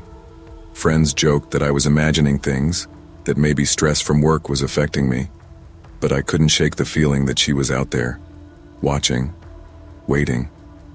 I spent hours reviewing security footage, my eyes straining over blurry images of the nearly empty parking lot. Nothing unusual appeared, just me walking to my car. But the scratches told a different story. Work became harder. Every time I left the office late, every time I passed a shadowed alley, my stomach clenched. The fear wasn't rational. It wasn't logical. Yet the memory of her whispering my name in that rain-slicked lot replayed constantly. One night while lying in bed, I swore I heard it again. Jacob Harris. My pulse skyrocketed. I jumped up, checking the apartment, every corner, every shadow. Nothing. But my instincts screamed that she, or someone like her, was real.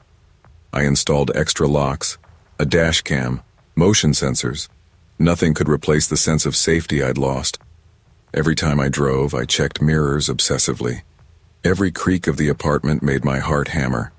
I began noticing details I'd never paid attention to before.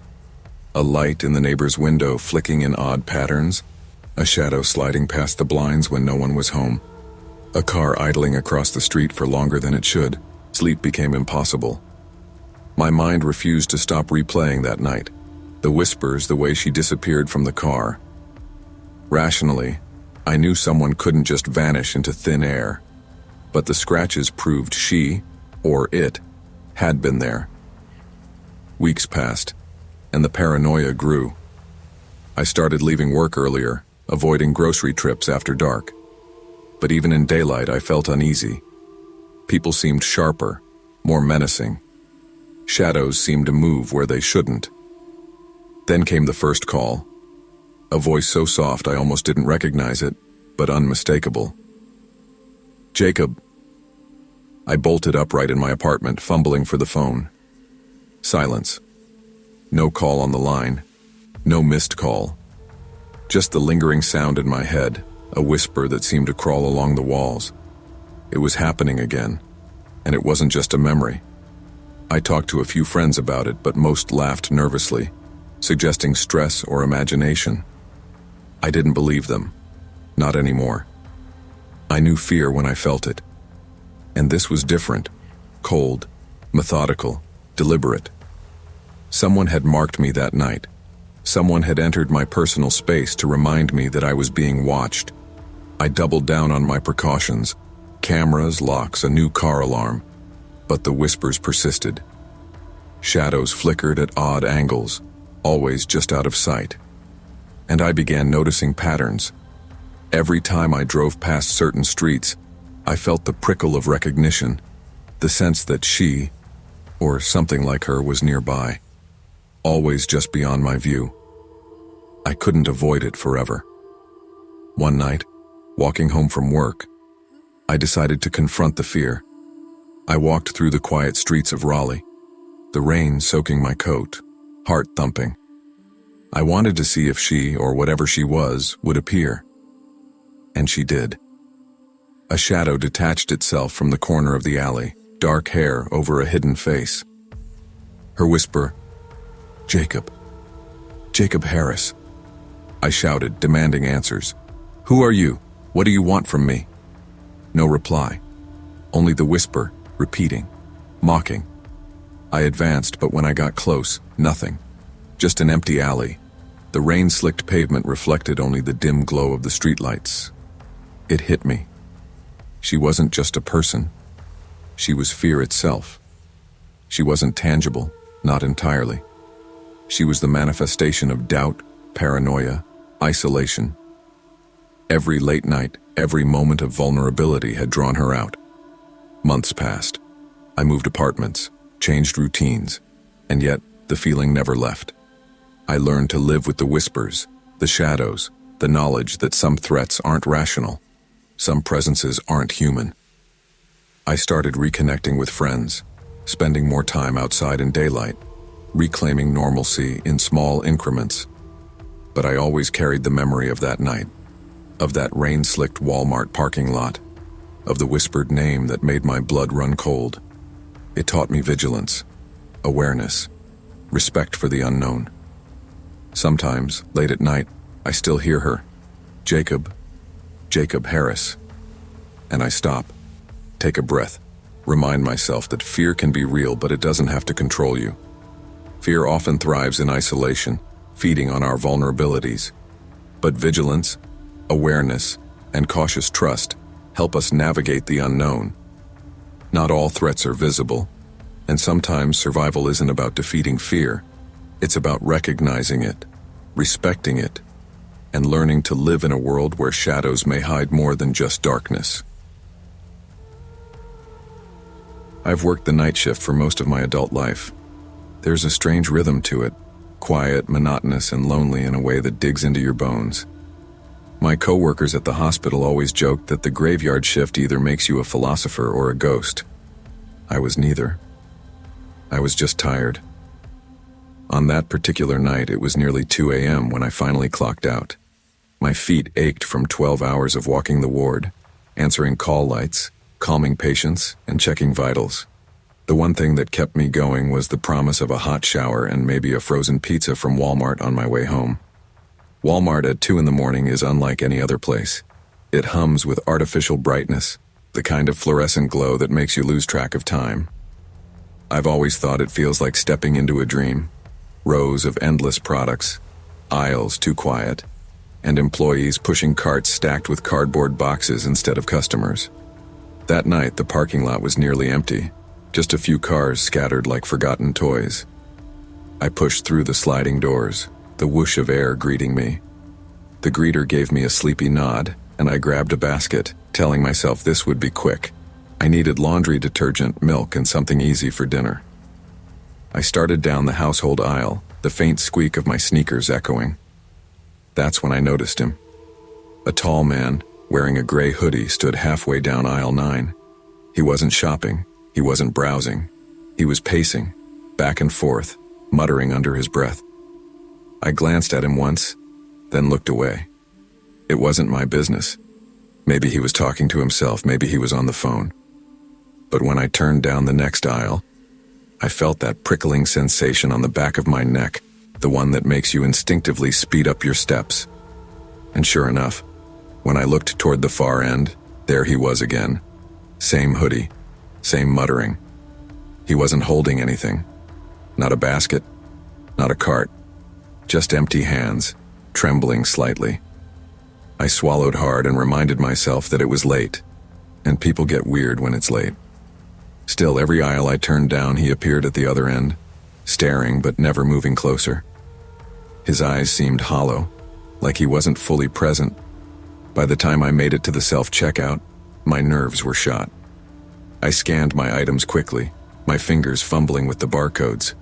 That's when I felt it, a presence directly behind me. I turned my head just slightly, and there he was. The man in the hoodie stood right behind me, so close I could smell his breath, sharp with something sour. His face was expressionless, his lips moving like he was whispering to himself. His hands trembled at his sides. "Sir, can I help you?" The cashier called, her voice cutting through the thick silence. She must have seen my face because she picked up her walkie-talkie. Within moments, a security guard strode over. But when I turned back, the man was gone. He had vanished. I gathered my things quickly, my hands shaking. The guard checked a few aisles, but he came back empty-handed. "Sometimes transients wander in," he said with a shrug. "Nothing to worry about." But I couldn't shake the feeling that there was something deeply wrong. And I was right. 3 nights later, I saw his face again, on the evening news. He wasn't a shopper. He wasn't lost. He was a patient who had escaped from the state psychiatric hospital just down the road, and he had been missing for 3 nights before they caught him. The same 3 nights I had seen him in Walmart. When I saw his picture on TV, my stomach dropped. The anchor said his name was Ethan Marlowe. Age 32, committed to the state psychiatric hospital 2 years ago. The report didn't give details, just said he was unstable and potentially dangerous. I muted the TV and sat there, frozen. That same blank expression, that same gray hoodie, those trembling hands. I hadn't imagined it. At work the next night, I told Rachel, one of the other nurses, about what happened. She leaned across the break room table, her eyes wide. "Wait, are you serious? You saw him? In Walmart?" "Yes," I whispered. "He followed me through the aisles. He was right behind me at checkout, and then he just disappeared." Rachel shivered. "Girl, that's a horror movie waiting to happen. Didn't security do anything?" "They looked," I said, "but they brushed it off. He was gone before they showed up." She shook her head. "That's insane. You need to tell the cops you saw him." But I didn't. Maybe it was fear. Maybe it was denial. Or maybe it was the nagging thought that they wouldn't believe me, just like security hadn't. For days afterward, I couldn't shake the unease. At home, I double-checked the locks 3-4 times before bed. At work, every shadow in the hallway made me flinch. Even driving at night felt different. Headlights in my rear view seemed to linger too long. Then, a week later, I came home from work around 2:30 a.m., arms full of groceries. As I approached my apartment building, the fluorescent security light flickered. And that's when I saw it. A gray hoodie, hanging over the railing on the second-floor landing. My groceries hit the ground. I froze on the sidewalk, my breath shallow. The hoodie swayed slightly in the breeze. Empty, harmless. But my gut screamed otherwise. Just a hoodie, I muttered to myself. Coincidence? I forced myself upstairs, unlocked my door, and slipped inside. But the sense of being watched gnawed at me. Every creak of the floorboards, every hum of the refrigerator felt amplified. I didn't sleep that night. By morning, I convinced myself I was overreacting. But when I opened my fridge to grab milk, I noticed something strange. The carton was missing. Not empty. Missing. I stood there, cold air brushing my face. Had I misplaced it? No. I remembered buying it.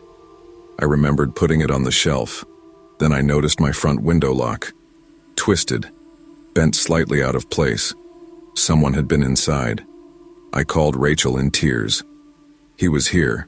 I know it. Claire, call the cops right now. But when the officers came, they barely glanced at the window. Probably wear and tear, one said. Doesn't look forced.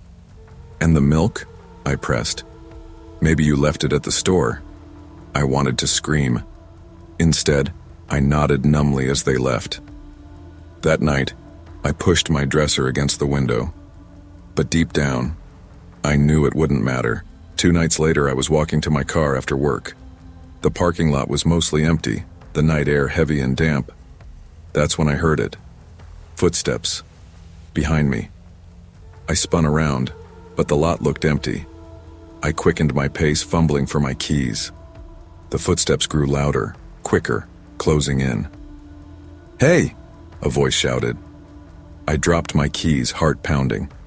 It wasn't Ethan, it was Marcus, one of the security guards from the hospital. He jogged up, breathless. Sorry, I didn't mean to scare you. You work nights, right? Yes, I said cautiously. We've been trying to track Ethan Marlowe, Marcus explained.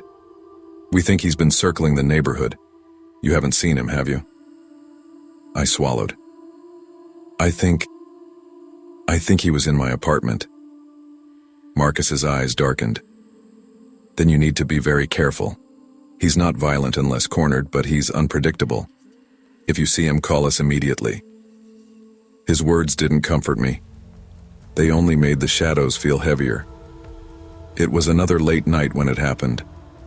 I came home, keys trembling in my hand, the hallway eerily quiet. As I opened my door, I froze. Inside, sitting at my kitchen table, was Ethan Marlowe. His hoodie was gone, replaced by a stained undershirt. His hands trembled as he picked at the wood grain. Why are you here? I whispered, my voice breaking. He looked up slowly, his eyes glassy. They keep watching me, he murmured. I thought you were safe. My blood ran cold. Ethan, you can't be here. You need help. His face twisted. They lie. They always lie. But you looked at me like I was real. I backed toward the door, fumbling for my phone. I'm calling for help.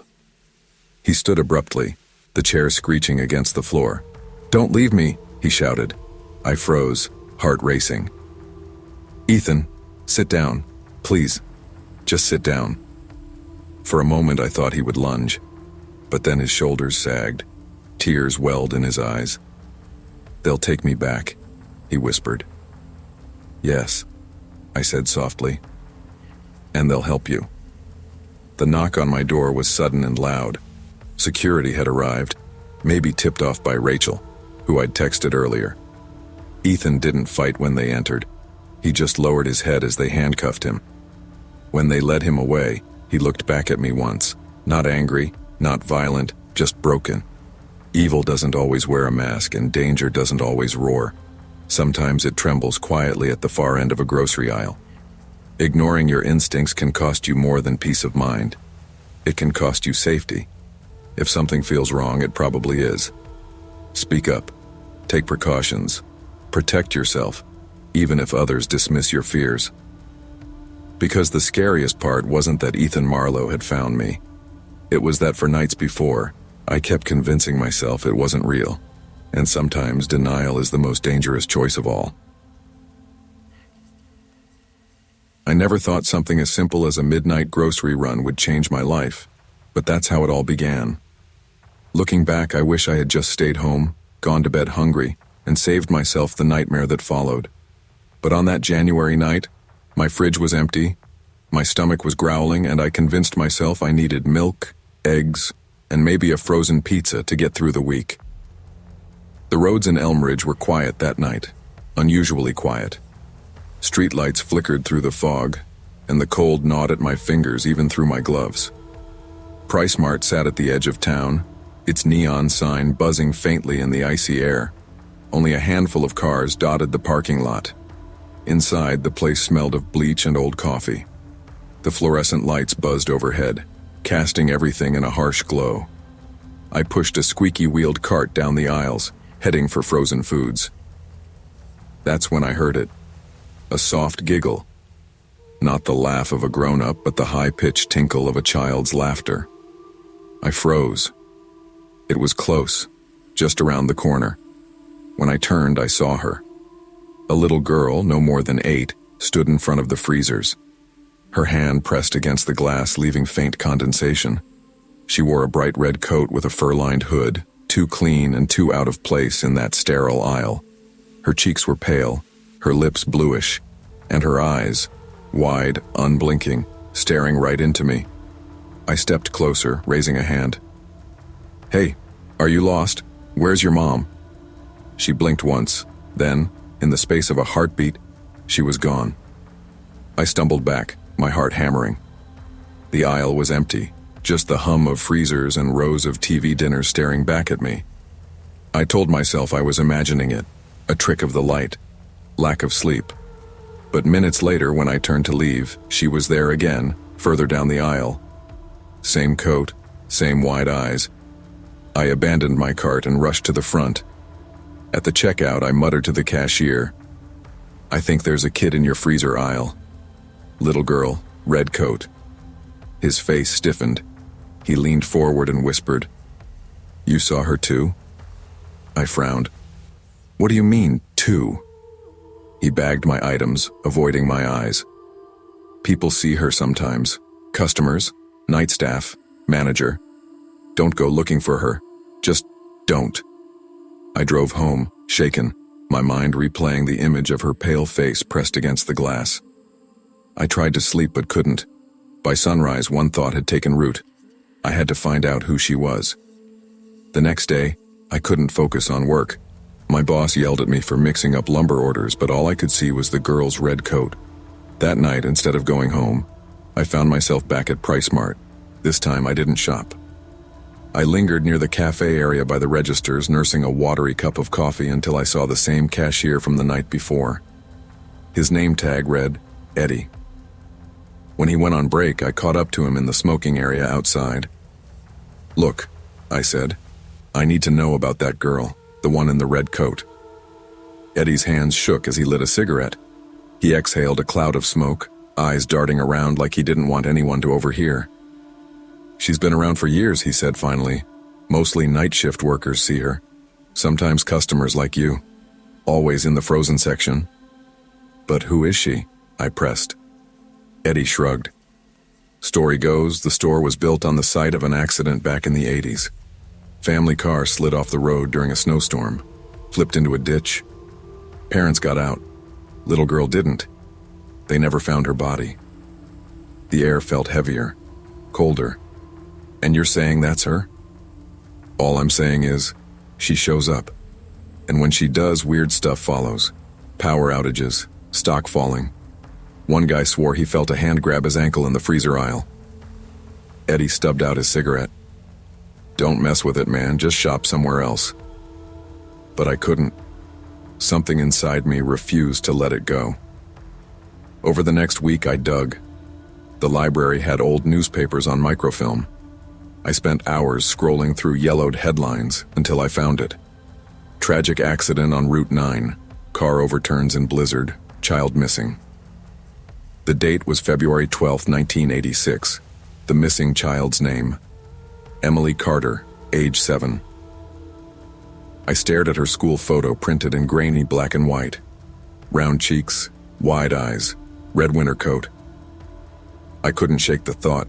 She wasn't just some legend. She was real. I showed the article to Eddie during another break. He frowned. Damn, so she had a name. He rubbed his face. Listen, man, you gotta stop. People who poke around too much, they don't do well. Night manager before me. Quit after she followed him home. Followed him home? I asked, my throat dry. Eddie nodded grimly. He said he'd see her in mirrors, in his yard at night, and once, in his freezer at home. He left town, never came back. I tried to laugh it off, but unease gnawed at me. Because the truth was, I'd already started hearing things at home.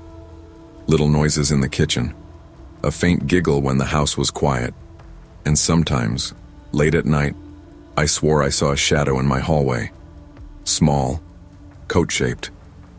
I went back one last time, determined to face her. It was nearly 1 a.m. when I stepped into PriceMart, the store emptier than ever. I walked straight to the freezer aisle. Emily, I said softly. My voice echoed. I know who you are. I know what happened. For a long moment, nothing. Just the buzz of the lights above. Then slowly, frost began to spread across the freezer doors, thick and white, until the glass turned opaque. My breath clouded in the air, and there, behind the glass, she appeared. Her hand pressed to the ice. Her lips moved, but no sound came. I leaned closer. What do you want? The frost shifted. Letters etched themselves into the glass. Home. A chill ran through me. You want to go home? She nodded once. Then her face twisted, eyes darkening, lips peeling back as she screamed silently against the glass. The sound hit me a second later, high-pitched and piercing, rattling the windows, forcing me to stagger back. When I blinked, she was gone. I couldn't eat. I couldn't sleep. Every time I closed my eyes, I saw her face pressed against the glass. Home, she had said. But what did that mean? Finally, I drove back to Route 9, to the spot the article mentioned. Snow lined the ditches even now, decades later. A crude wooden cross stood half buried in the ground, long forgotten.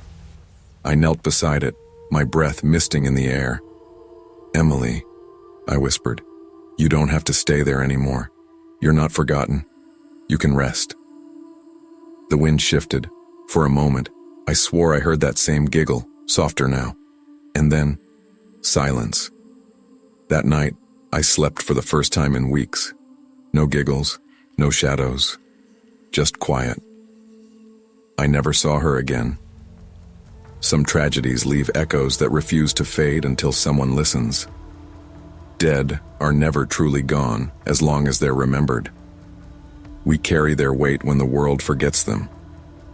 Sometimes the greatest kindness we can offer, whether to the living or the dead, is acknowledgement, compassion, and the reminder that no one is invisible. I never used to believe in ghosts, spirits, or anything that couldn't be explained with logic. My mom raised me on the idea that everything had a reason, even if we couldn't see it right away. Strange noises were just the house settling, shadows in the corner were just poor lighting, and eerie feelings were nothing but nerves. That's how I lived most of my adult life, comfortable in the certainty that the world was solid, grounded, and explainable. Then came that night at Walmart. I was 34 at the time, working as a nurse on rotating shifts. It was late in September, and I'd just gotten off a long evening shift at the hospital. My apartment was quiet, empty, and I dreaded the silence. I'd been living alone for years, ever since my last relationship fizzled out. So instead of going straight home, I stopped by Walmart. It was nearly 10 p.m., and the place was mostly deserted, just a handful of customers wandering around under the harsh fluorescent lights. I didn't even need much, just some groceries and maybe a new charger for my phone.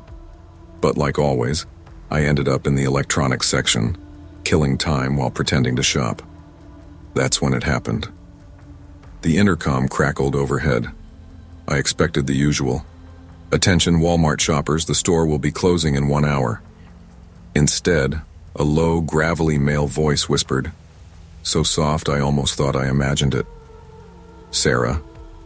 I froze, a boxed set of earbuds in my hand. My first thought was that some employee was pulling a prank, but the tone wasn't playful. It was intimate, like someone standing right behind me, speaking into my ear. Before I could move, the voice continued, "Happy birthday, Aunt Sarah." My stomach lurched. My birthday had been 3 weeks earlier, and I hadn't told anyone at work. The voice went on, smoother now, deliberate. "Your mother's name is Margaret. She loved yellow roses, do you remember?" I dropped the earbuds. The sound echoed in the empty aisle. I wanted to run, but my legs wouldn't move. My chest tightened, heart racing, as the voice whispered one more detail, something that made my blood go cold. 17 Ridgeview Lane. Your first home, the one with the blue shutters. That was the house I grew up in. A detail buried deep in my memory, something I hadn't spoken aloud in years. The intercom fell silent. I finally moved, staggering backward until I nearly collided with another shopper pushing a cart. He gave me a weird look, but I barely noticed. My mind raced. How could anyone know those things? Shaking, I marched up to the front of the store and demanded to speak to the manager. The night manager was a young guy named Chris. Couldn't have been older than 25. He looked confused when I explained what had just happened. "Ma'am, nobody's been on the intercom in the last half hour," he said, his tone somewhere between dismissive and concerned. "That's not possible," I snapped. "I heard it. My name, my birthday, my mother's name. Things no stranger should know." Chris sighed, then gestured toward the customer service desk. "Let me check with the associates. Maybe someone messed around." He asked 2 employees, both teenagers, if they'd touched the system. They shook their heads quickly. One even looked genuinely spooked. "I swear I heard it," I insisted, voice trembling now. It was a man's voice. Chris hesitated. "Look, I can call maintenance to double-check the intercom, but it doesn't sound like it's working right now. Sometimes it crackles on its own." "It said my name," I pressed, my voice breaking. "Do you think static does that?" He didn't answer. Just gave me a strained smile, the kind people give when they think you're unstable. Humiliated, I grabbed a basket and threw a few random items into it.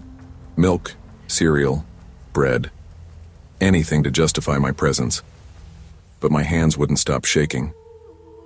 When I finally walked out into the parking lot, I froze. A man was leaning against my car. The faint glow of the overhead light caught his face. My breath caught in my throat. It was my father.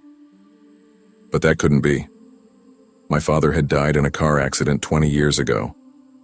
I stopped dead in my tracks, clutching the basket to my chest.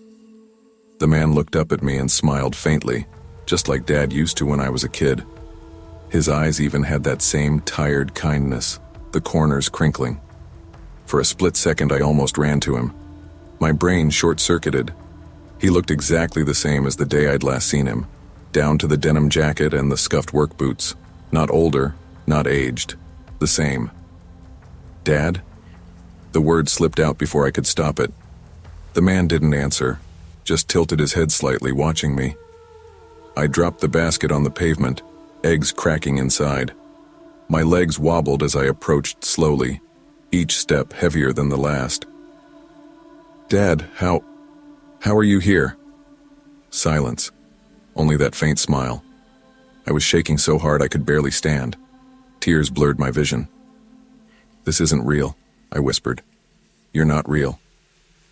He straightened up from the car, the faint smile never leaving his face.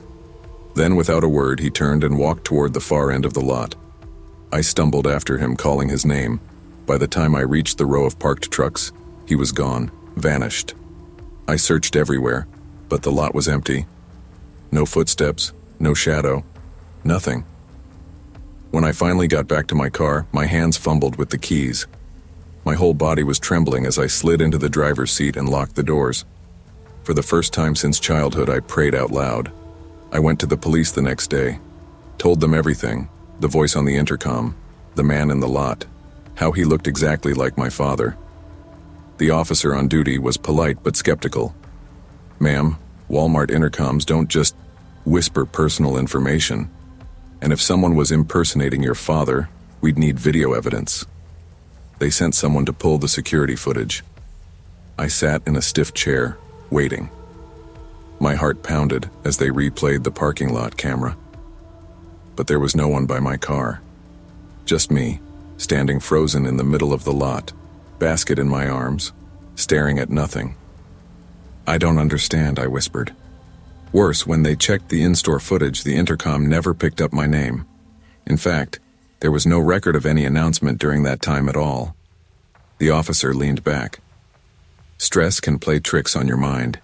Especially working in healthcare, long shifts, exhaustion, it all adds up. I wanted to scream.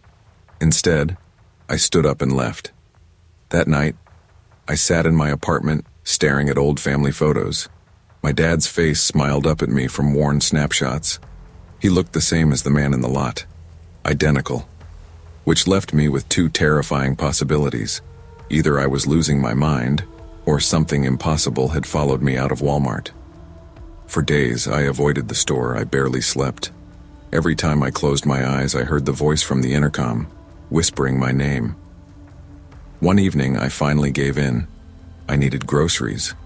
Against my better judgment, I returned to Walmart. The moment I walked in, the air felt wrong, heavier somehow, colder. I gripped the cart handle until my knuckles turned white. As I passed the electronics section, the intercom crackled. My breath caught. "Sarah," the voice whispered. I froze. "What do you want from me?" I whispered back, not caring if anyone heard. The intercom hissed, then went silent. I abandoned my cart and walked straight out. When I reached the parking lot, I knew before I saw him. My father, if that's what it was, stood beside my car again, faint smile on his lips.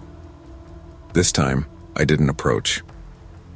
I unlocked the car from a distance, climbed inside, and drove off, heart hammering.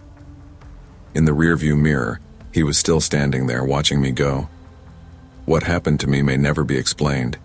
Maybe it was grief, exhaustion, or something far darker. But one thing became clear. The past has a way of haunting us if we don't make peace with it. Whether it was truly my father or just the echo of everything I hadn't let go, I'll never know. What I do know is this. Sometimes the dead linger not because they can't move on, but because we can't. I never thought of myself as the kind of guy who'd end up in the middle of a police investigation. Most of my life had been quiet, routine, maybe even dull to anyone looking in from the outside. 35 years old, single, no kids, no real drama. I worked long shifts at a mechanic's shop off Route 23. Grease under my nails, country radio in the background, busted transmissions on the lift. Nights usually ended with takeout on the couch and some rerun of a ball game I half-watched before falling asleep. That night was no different, at least not at first. I left work late, stomach growling, and realized I had nothing in the fridge. So, like I'd done 100 times before, I pulled into the Walmart lot after 11. The place looked deserted, just a handful of cars scattered under the dim lamps. I liked shopping late because there were no crowds, no noise, just me and my list. I parked off to the side, closer to the garden section. The lot was quiet except for a sound that cut through the night. Raised voices. At first I ignored it, assuming it was just another couple having it out in public. But then it got louder. 50 feet away by a dark sedan, a man and woman were locked in an argument. His voice was sharp, hers pleading. She stepped back, hands out like she was trying to calm him, but he followed. I caught bits and pieces. "You don't listen. I can't take this anymore. Stop lying." I hesitated, my hand on my door handle. Part of me wanted to walk into the store and mind my own business. People fight. That's life. But then he shoved her, hard enough to send her sprawling on the asphalt. The crack of her body hitting pavement echoed in my ears. "Hey!" I almost shouted, but the word caught in my throat. That's when he pulled it out. A handgun, black and glinting under the lights. He aimed it straight at her. Time froze. My chest locked up. My palms went slick. Every instinct screamed at me to run, to hide, to do something, but I was rooted to the spot. She tried to crawl backward, but there was nowhere to go. The shot rang out. It wasn't like in the movies with a drawn-out bang. It was sharp, violent, final. My knees gave out and I dove behind my car, pressing my cheek against the cold metal. I held my breath, every muscle trembling. Then, silence. When I finally forced myself to look, my stomach turned. There was blood on the ground, spreading across the yellow lines like spilled paint. But the woman was gone. The man was gone. The car was gone. Just me. Just the blood. By the time the cops showed up, I was shaking so hard I could barely explain what I saw. They searched the lot, asked a dozen questions, but all I could tell them was the truth. There'd been a fight, a gun, a shot, and now, nothing but blood. They kept me at the scene until nearly 3 a.m. Flashing lights, police radios crackling, officers pacing the lot with flashlights. One of them, a younger guy with a buzz cut, asked me the same questions over and over. You didn't get a plate number? No. You didn't recognize the car? No, dark sedan, maybe black or navy, that's all. What about him? Can you describe him? I rubbed my face, trying to picture it. Tall, broad shoulders, dark jacket, mid-30s maybe, that's all I got. And the woman? Brown hair, shoulder length, light sweater. She was maybe mid-30s too.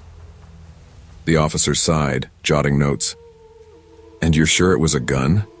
I snapped my head up. Yeah, I'm sure. I know what a damn gun looks like. He didn't argue, but the way he exchanged glances with the older officer nearby told me something was off. They let me leave eventually, but not before warning me they'd be in touch. I drove home with white knuckles on the wheel, ears still ringing with that single shot. For days I couldn't sleep. Every time I closed my eyes, I saw her hit the ground. Heard the shot again. My chest would tighten until I sat up gasping. At work, I kept zoning out, nearly dropping tools. Then, 2 weeks later, a man in a suit knocked on my apartment door. Mr. Travis Cole? That's me. He handed me a subpoena. You're a witness. The victim's name was Rachel Thomas, mother of 3. She filed domestic abuse charges against her husband last year. I felt sick. So she's dead? He paused. She hasn't been found, but the blood matched hers. We believe she was killed. I swallowed hard, the paper trembling in my hand. One more thing, he said quietly. The suspect isn't just her husband. He's a police officer, Daniel Price, still on active duty the night it happened. I leaned against the door frame, the weight of it hitting me like a punch. A cop. The guy with the gun was one of them. The courthouse smelled of old wood and nerves. When I was called to testify, I walked into that room with my hands sweating, my heartbeat rattling in my ears. The prosecutor guided me gently, asking me to describe what I saw. I told the story again, every detail I could remember. The voices, the shove, the gun, the shot, the blood. My throat tightened when I said her name. Rachel. Then came the defense. The lawyer was slick, with a smile that never reached his eyes. Mr. Cole, you said it was late, nearly midnight. Lighting was poor, correct? Yeah, but I could see. And you were 50 feet away? Roughly, yes. You admit you didn't see a license plate. You didn't see where they went. You didn't even see a body. I clenched my fists. I saw blood. I heard the gun. I saw him aim at her. He leaned in. But you didn't actually see him pull the trigger, did you? My voice faltered. No. I ducked when he fired. The defense smiled. So all we have is your assumption. I wanted to yell, to tell him assumptions don't leave bloodstains in a parking lot. But the judge's gavel cut me off. By the time I stepped down, I felt like I was the one on trial. The weeks dragged, news spread. Rachel's face appeared on local broadcasts, smiling, holding her 3 kids. My stomach turned every time. The town was divided. Some people whispered about corruption, about cops protecting their own. Others insisted Daniel Price was a good man, that he'd never do such a thing. He was still in uniform while the case dragged through hearings. Meanwhile, I lived with the gnawing fear that I'd become a target. Every time a cruiser slowed near my apartment, I wondered if it was him. I stopped going out after dark.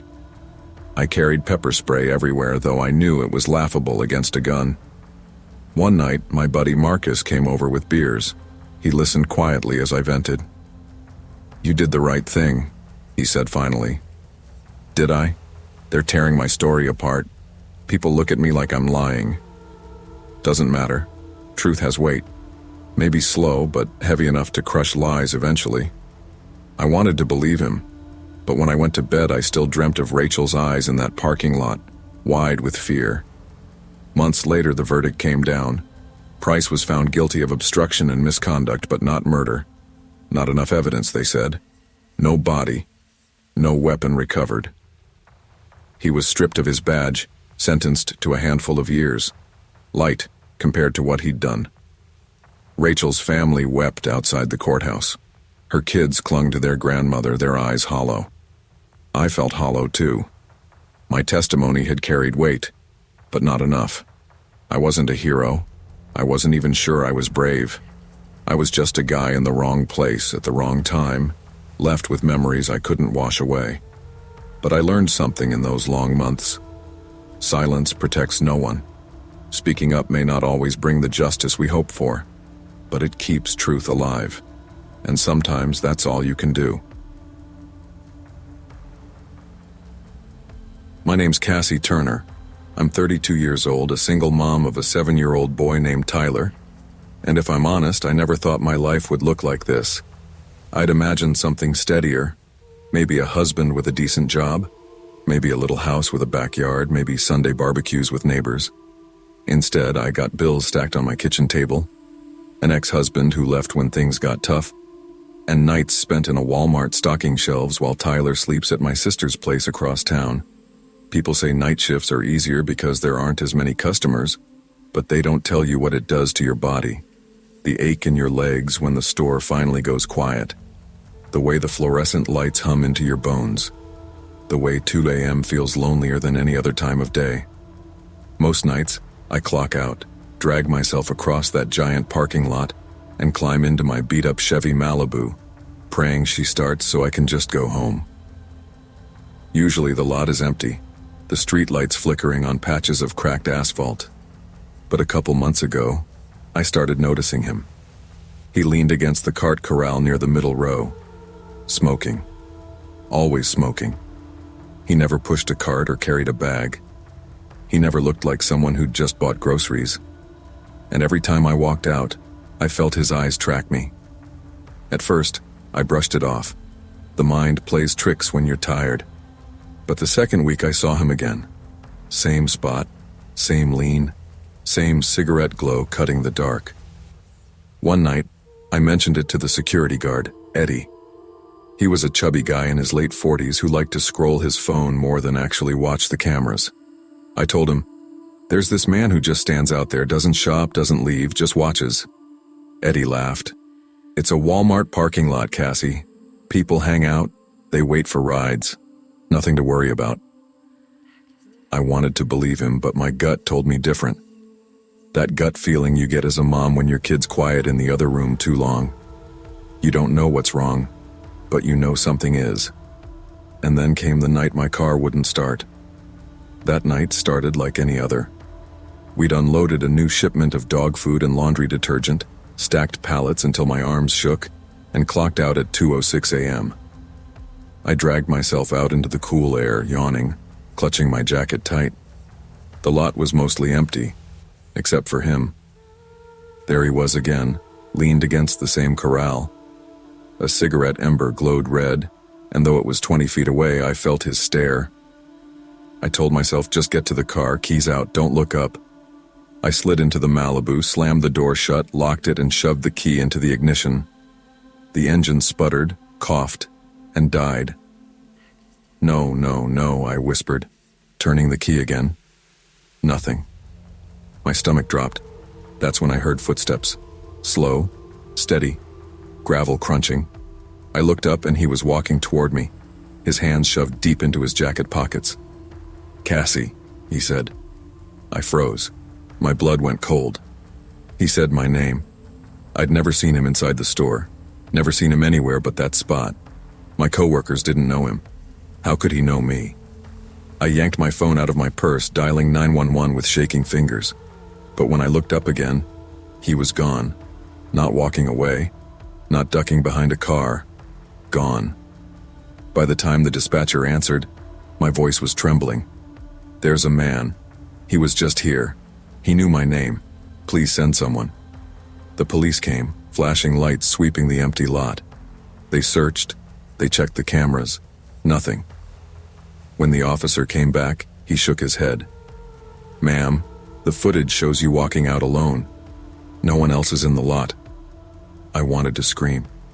"That's not true. He was here." He said my name.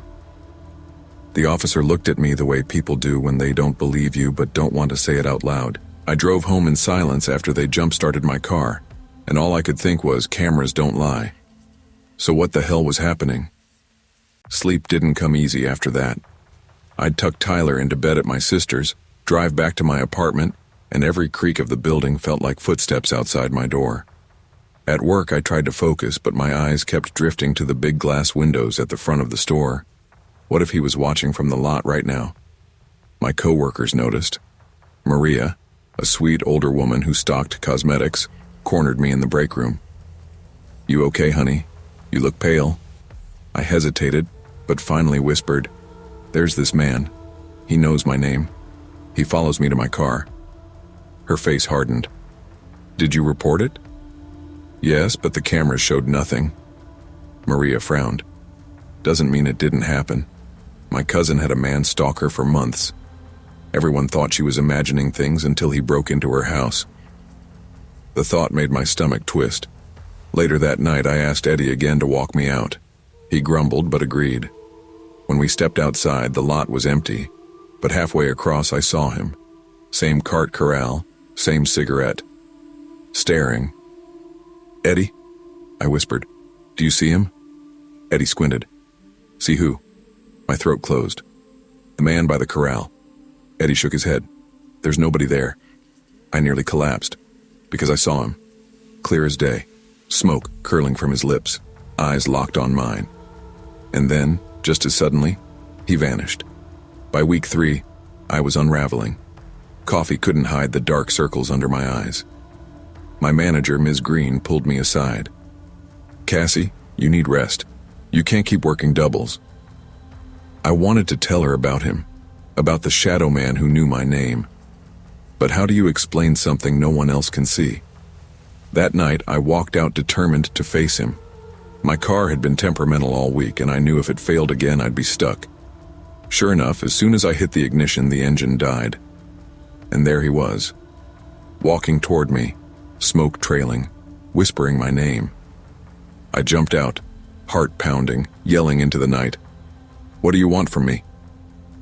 No answer. Just that slow, steady approach. I grabbed the tire iron from my trunk and held it high. "Stay back." He stopped, smiled, and then his voice curled around me like smoke. "You shouldn't walk alone, Cassie." And in the blink of an eye, he was gone again. I quit Walmart the next morning, packed up Tyler, and moved in with my sister until I figured things out. But even then, I saw him, in reflections, in shadows, always near parking lots. One day I called the detective who had reviewed the footage. "Are you sure you saw nothing?" I asked. His voice was steady but strange. "Ms. Turner, the cameras show you walking to your car alone. But there is one thing. Every night, right around 2:10 a.m., the footage glitches, just for a second, and it's always right by that same cart corral." My skin prickled. Now, months later, I still don't know if he was real. A man. A ghost. A shadow of exhaustion and fear. All I know is I wasn't imagining the way he made me feel. Hunted. And that's something no camera can ever capture. Always trust your instincts, And never let others dismiss your fears. Whether the danger is flesh and blood or something we can't explain, our gut often senses what logic and proof cannot. Safety is not about proving others wrong. It's about protecting yourself and those you love. If something feels wrong, it probably is. I never used to think much about guilt. It was one of those abstract ideas that only existed in books or late-night TV crime dramas. But that night at Walmart changed the way I looked at myself, and at ordinary spaces I once considered safe. My name is David Mercer. I'm 42, a marketing consultant, and I had a life I thought I controlled. Career climbing, a house in Charlotte, North Carolina, and a wife I'd started to feel distant from. Behind it all, though, there was the affair. Small, secret, addictive. I had convinced myself I was careful. I was wrong. It was late autumn, 11:45 p.m., the kind of late night where the store feels empty even when a few night shoppers wander through. Rain had slicked the parking lot earlier, leaving reflections of the fluorescent signs dancing across the asphalt. I had just finished a late client meeting downtown and stopped in for a few snacks and household items. My mind was foggy, already replaying arguments with my wife Claire and planning the lies I'd tell tomorrow to cover my absence. The store smelled of cold tile, cleaning solution, and the faint metallic tang of canned goods. I wandered the aisles slowly, scanning shelves for chips and soda. I like late-night shopping because nobody watches you. Nobody judges. It's quiet. Your thoughts echo back to you. I guess that's why what happened next hit me so hard. I felt eyes on me. I shrugged it off, thinking maybe a tired employee was stocking shelves or another shopper was drifting past. Then I went to the restroom. Alone, quiet, the hum of fluorescent lights above me. As I reached for the door, I felt it, a presence. Someone entered behind me, closing the door sharply so I couldn't leave. The lock clicked. My heart rate spiked before I even saw him. "I know everything about you," the voice whispered, cold, almost mechanical. "Your wife, your job, the affair. You owe me." I froze. The words weren't just words. They were knives cutting into every part of me I thought was safe. Who are you? What do you want?" I stammered, voice trembling. "Money," and silence. The man moved closer. I could barely see him. The lights didn't reach his face, only shadows. He held a small, sharp knife inches from my nose. "Don't make me repeat myself." I shook my head, backing up. I don't have that kind of money." The stranger leaned closer, almost smelling my fear. "You will. Or everyone will know." I tried to move again, pressed against the wall, but it was like he could read my every thought. Every mistake, every guilt-laden memory was an open book. My palms were sweaty, legs shaking, heart hammering so loudly it drowned out everything else. And then, as suddenly as he appeared, I pushed him aside instinctively and bolted. The restroom was empty. Just me, shaking, heart racing. Later, the police checked security footage. Nothing. No man, no confrontation. Just me, terrified, alone, staring back at myself in the monitors. I kept thinking, was he real? Or had I just conjured a manifestation of every terrible choice I'd ever made? The next morning, guilt hit me like a freight train. Claire received a text, anonymous, with photos proving my affair. I hadn't realized anyone could have been watching. Anyone could have captured moments I assumed were private. The blackmail wasn't a threat. It was reality. And all that fear I felt in the restroom, the cold, mechanical voice, the knife, it didn't matter whether it was real or imagined. It had exposed the truth I'd been running from. I quit my job that week. The office, once a place of routine and control, became unbearable. Every client call, every meeting reminded me that I was being watched, that the shadow of guilt followed me everywhere. I moved, too, out of Charlotte, away from familiar streets, familiar stores. I stopped going to late-night Walmart trips. Even the thought of fluorescent lights, the hum of the store, made my stomach churn. At first I tried to tell myself it was paranoia, but then came the whispers. Employees talking about the silent man in the restroom, a presence that seemed to appear for those carrying secrets.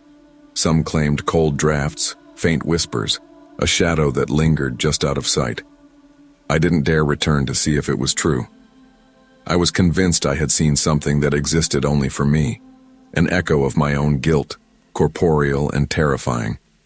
I started noticing patterns I had ignored before. People walking into stores, glancing over their shoulders. Husbands and wives exchanging terse words, strangers moving quickly through aisles. I realized guilt isn't always obvious. It's patient, lurking, waiting for the smallest opportunity to expose itself. I remembered the knife, the voice, the mechanical certainty with which he spoke. If that man had been real, he wouldn't have needed proof. He already knew. And in that knowledge, I recognized something terrifying. Our own mistakes can sometimes feel more dangerous than any outside threat. They find us, haunt us, and make us see ourselves in ways we'd rather not. Even in new cities, I carried the fear. I double-checked locks, left lights on at night, avoided dark aisles, and whenever a stranger came too close, my pulse spiked. Walmart had been a trigger, an ordinary space-turned vessel for extraordinary guilt. I thought moving away would help me forget. But shadows have a way of following you. Dreams of fluorescent lights, echoing tile, and whispered threats became nightly visitors. Every late-night parking lot, every restroom, every mirror where I caught my reflection brought me back to that night. And the stories didn't stop. Employees claimed they could feel the presence when cleaning alone, especially those with secrets of their own. Some swore they heard soft footsteps behind them, or faint whispers that vanished when they turned. The silent man became a legend, a reminder that guilt manifests in ways we can't always explain. I knew now that my fear wasn't just for me. It was a warning. Secrets can become physical, real in ways that threaten to consume you if left unchecked. Looking back, I realized that night at Walmart was less about a man with a knife and more about the truth I had carried for too long. Guilt, secrets, betrayal, they have a weight, and that weight can appear in any space, even the mundane. I've rebuilt my life slowly, cautiously. I never returned to the store. I live with a heightened awareness of my actions, a constant reminder that hidden mistakes can explode without warning. The experience changed me, made me hyper-aware of how ordinary spaces can become terrifying when burdened with secret sins. I can still feel it sometimes. The presence, the whisper, the shadowed guilt lurking in the corner of my mind. And I know I'm not the only one. We carry our secrets, and sometimes they carry us, turning ordinary lives into extraordinary cautionary tales. Secrets and guilt are powerful forces. They can manifest in ways we cannot predict, turning ordinary safe spaces into arenas of fear and consequence. Transparency, accountability, and honesty are essential. The weight of hidden mistakes can follow us anywhere and haunt us long after we think we've escaped. I never thought I'd end up starting over in Albuquerque. When people talk about new beginnings, they always picture sunshine, freedom, and the thrill of possibility. My beginning was less glamorous. It started in the middle of a messy divorce, 3 boxes of clothes, a beat-up Honda Civic, and my 9-year-old son Liam, who deserved a lot more than the chaos I'd dragged him through. I'd married young, too young, and for a while, I thought I'd built the life people were supposed to envy. Husband, steady home, family photos on the mantle. But beneath that picture-perfect shell, there was anger, neglect, and eventually, betrayal. By the time the divorce papers were signed, I wasn't just heartbroken. I was exhausted. Still, I had Liam, and that meant everything. He was the reason I kept going. We moved into a small 2-bedroom apartment on the east side of the city.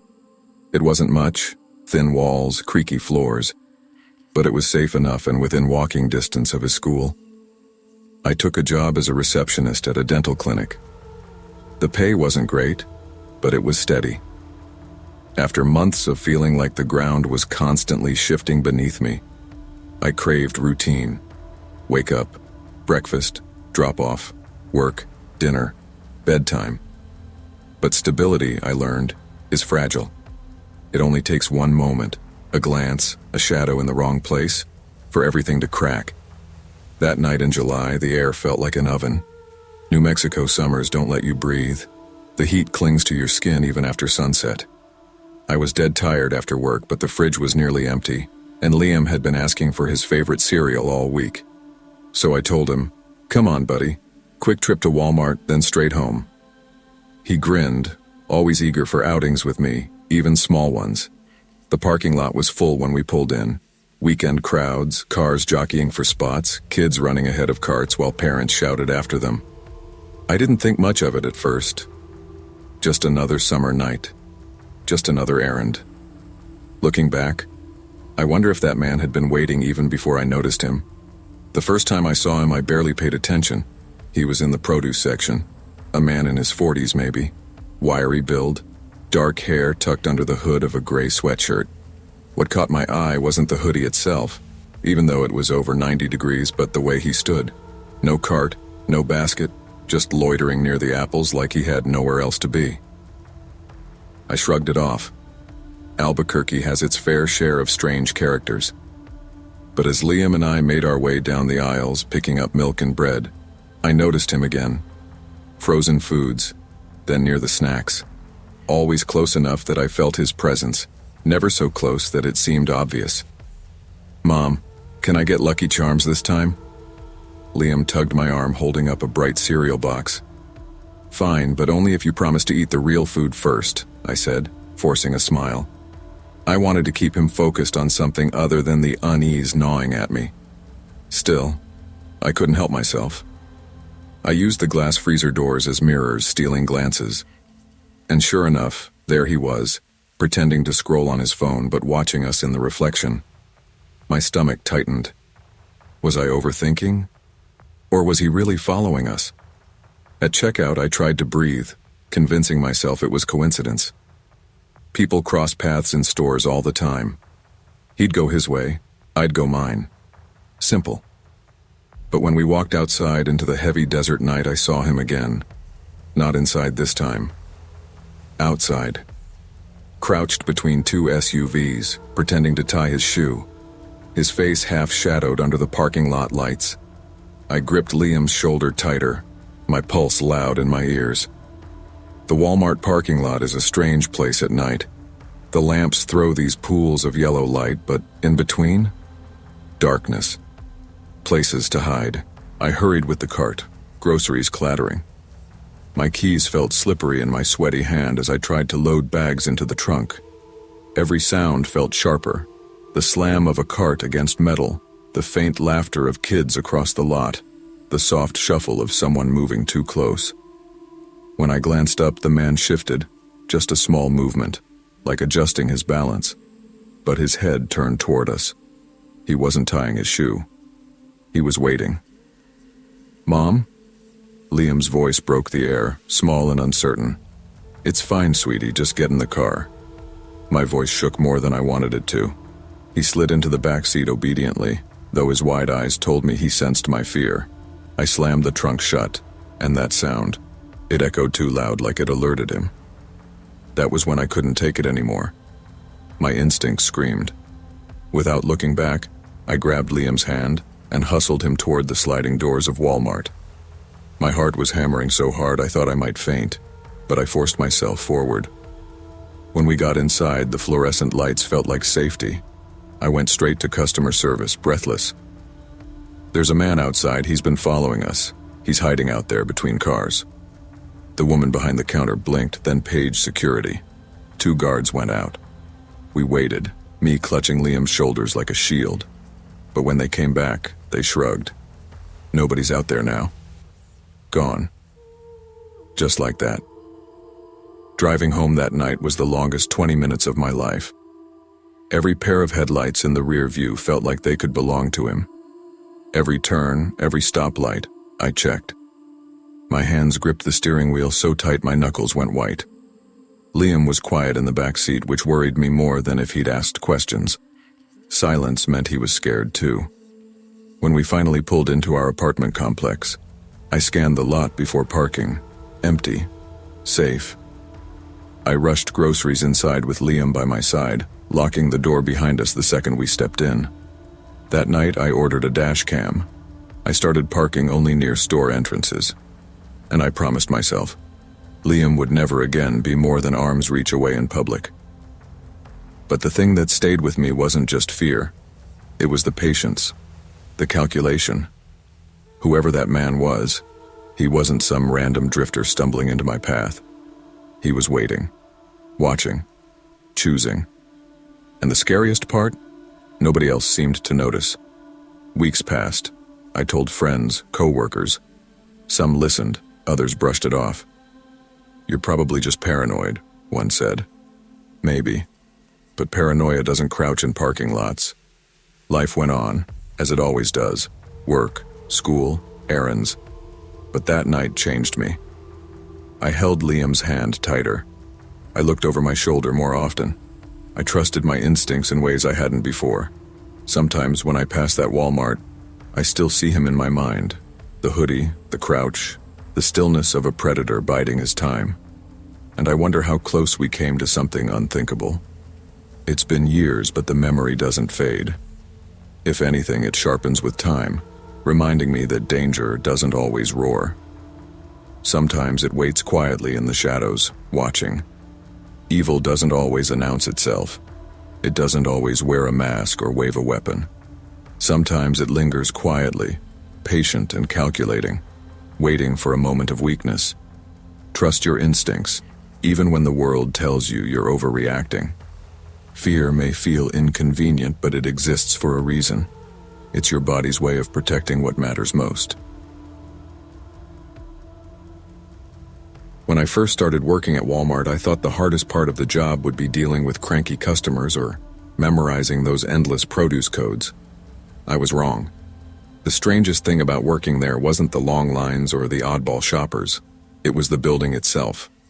My name's Diego, 22, and this was my first real job after dropping out of community college. I needed steady work, something that could help me get by while I figured out the rest of my life. Walmart wasn't glamorous, but it paid every 2 weeks and gave me just enough hours to survive. My first few weeks were normal enough. Morning shifts, endless scanning of groceries, and the occasional chat with older co-workers who'd been there forever. But I quickly noticed something odd about the back area, the break room and locker section. The lockers were dented, scratched, and a lot older than the store itself. Sometimes I'd see one hanging slightly open when no one had touched it. Other times someone would joke about a soda going missing from their bag or a lunch disappearing from the fridge. People laughed it off, saying, "The ghost must have gotten hungry again." I thought it was just workplace banter. Every job has inside jokes, right? But the way people said it, the quiet seriousness in their tone, gave me chills.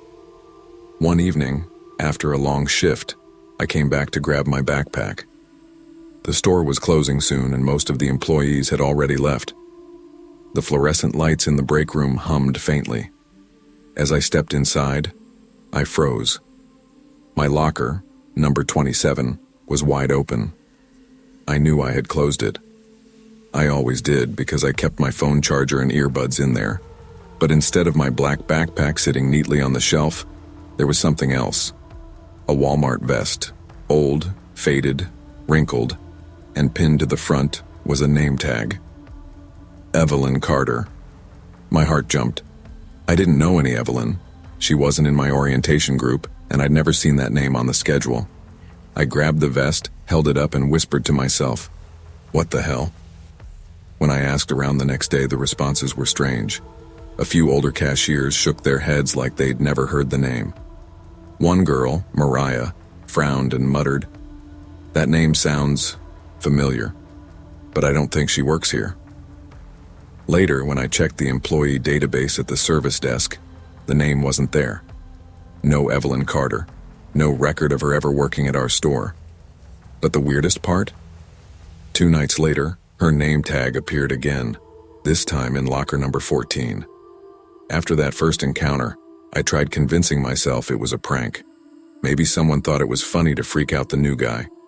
But the more it happened, the harder that theory was to believe.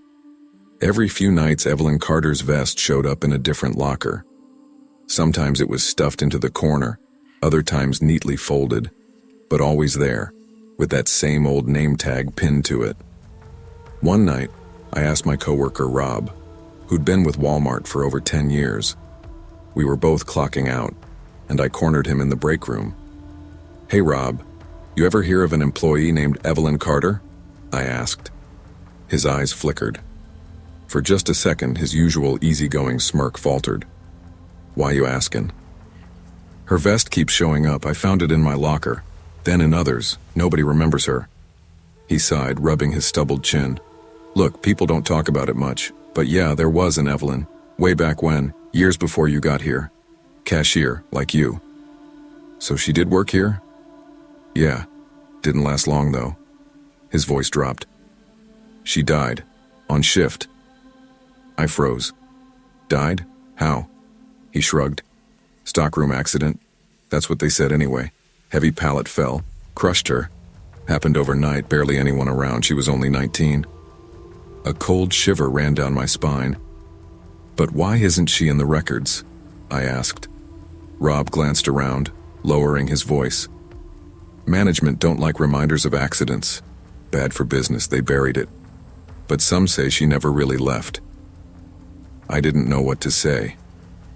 When Rob walked off, I stood staring at my locker, the metal door reflecting my pale face.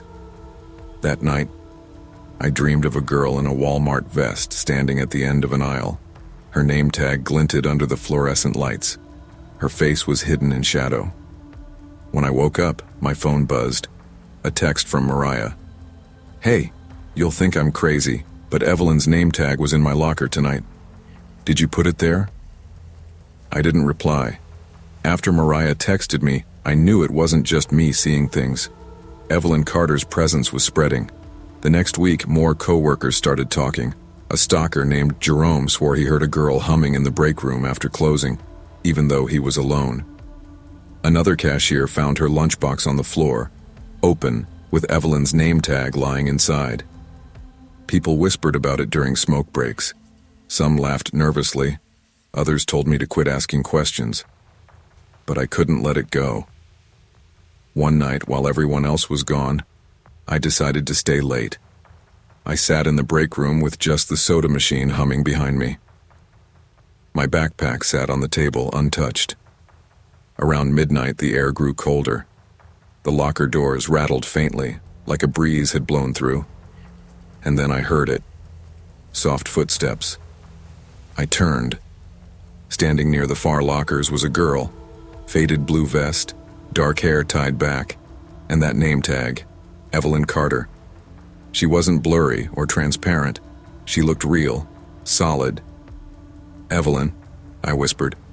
Her head tilted slightly, her eyes wide, her mouth trembling like she wanted to speak. But before she could, the lights flickered, and she was gone. The locker closest to me creaked open on its own. Inside, sitting neatly on the shelf, was her vest. I grabbed my bag and ran. I couldn't stop thinking about her. Who was she really? Did she want something? Was she stuck? The next day, I drove to the local library. I combed through old newspapers, scrolling through microfilm the way I used to in college, and then I found it. Tragedy at Walmart, teen employee killed in accident. The article was from 2003. A photo of a smiling girl in her Walmart vest stared back at me. Evelyn Carter. The report said she died in the stockroom after a heavy pallet collapsed. Management called it an unfortunate accident. But another article buried deeper suggested faulty equipment. The case never went anywhere. I sat there staring at her face, my chest heavy. She'd been 19, my age when I dropped out of college. Just a kid trying to work and make ends meet. That night I told Mariah what I'd found. She listened, chewing her lip nervously. "So she's real," she whispered. "Yeah, and I think she's still here, moving through the lockers, trying to remind people she existed." Mariah shuddered. "Then what does she want from us?" I didn't have an answer. I decided to give her what she wanted, A place. A reminder that she was real. I went to management and asked if locker number 27 could be marked unassigned. They shrugged. Didn't care.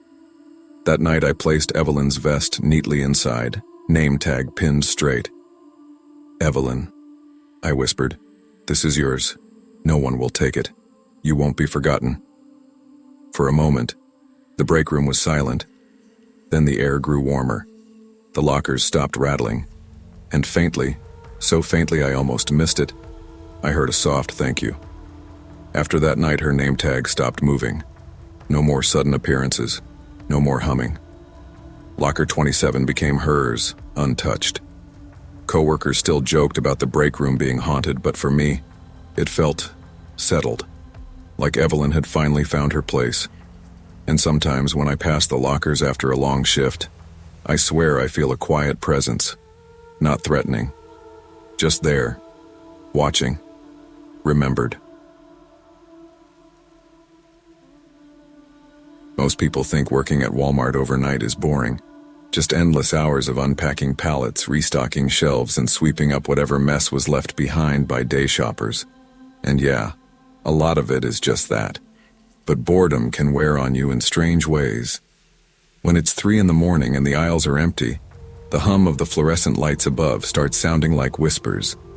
The clatter of your cartwheels echoes like footsteps, and you begin to feel watched, even when you know you're alone. My name's Janine. I'd been a stalker for about 2 years, and I actually liked the night shift better than days. No crowds, no small talk, just me and the shelves. I'm not antisocial, I just enjoy quiet. But that quiet became something else the night I first heard it. Laughter. Not adult laughter, not the drunk, half-mad chuckle I sometimes got from stragglers wandering in after midnight. This was the high-pitched giggle of a child. It floated down the empty aisles, faint and quick, like it was playing tag with the hum of the lights. At first, I thought maybe someone's kid had slipped away while a parent shopped late. I set down the box of dog food I was shelving and followed the sound. My cart rattled behind me as I turned down the pet aisle and froze. There he was. A little boy, no more than 6 years old, stood barefoot on the cold tile. His hair was dark and messy, sticking to his forehead with sweat. He wore pajama pants that looked 2 sizes too small, and his small chest shivered under the bright light. "Hey, sweetie," I called gently, instinct kicking in. "Are you lost? Where's your mom?" His head snapped toward me. For a moment I thought he might answer, but then he bolted, darting between the shelves with speed that didn't seem real.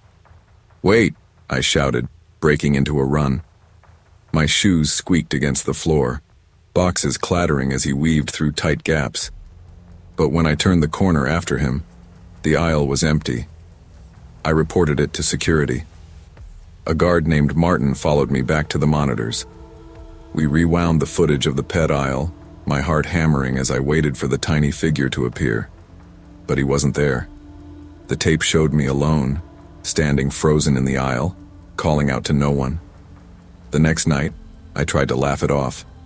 I told myself I was overtired, maybe my brain was playing tricks on me. But when I walked into the break room halfway through my shift, 2 coworkers were already talking in hushed tones. "Did you hear about the kid?" one asked, stirring sugar into his coffee. My stomach tightened. "What kid?" He glanced at me. "Some barefoot boy. Security said people keep reporting him." The other coworker shook her head. "I swear, I saw him near the self-checkout last week. He asked me where his mom was. Then, gone, like he vanished into thin air." I didn't say anything, just sat down, heart pounding. They hadn't known what I saw the night before, but they were describing the same child. For the next week, whispers floated among the staff. Some swore they caught glimpses of him near the toy section, or darting between clothing racks. A janitor told me she heard crying in the bathroom stalls at 4 a.m., but when she opened the doors, they were all empty. Everyone joked about the store being haunted, but under the laughter was unease. I told myself to let it go, but one night when the store was still and the aisles were quiet, I heard it again, child's laughter skipping down the shelves like a taunt. I dropped everything and followed. This time I found him near the seasonal section. He was crouched low, hugging himself, shivering like the store's cold air was cutting through his skin. "It's okay," I said softly, trying to sound like I would with a scared patient. "I'm not going to hurt you. Can I help you find your mom?" His lips trembled. His eyes lifted to mine, wide and wet. "Mom," he whispered. The word made my heart twist. I took a step closer, but the moment I moved, he scrambled backward and darted into the next aisle. I chased him, my pulse roaring in my ears. I turned the corner fast, expecting to see him just a few feet ahead, but the aisle was empty. A cold chill swept through me, stronger than the store's air conditioning. My breath came quick and sharp. It wasn't just that he was gone. It was the way he disappeared, as if he'd melted into the shadows. That night when I went home, I couldn't stop hearing that one word.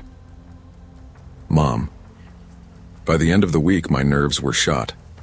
I barely slept, and when I did, I dreamed of the boy's pale face and trembling voice.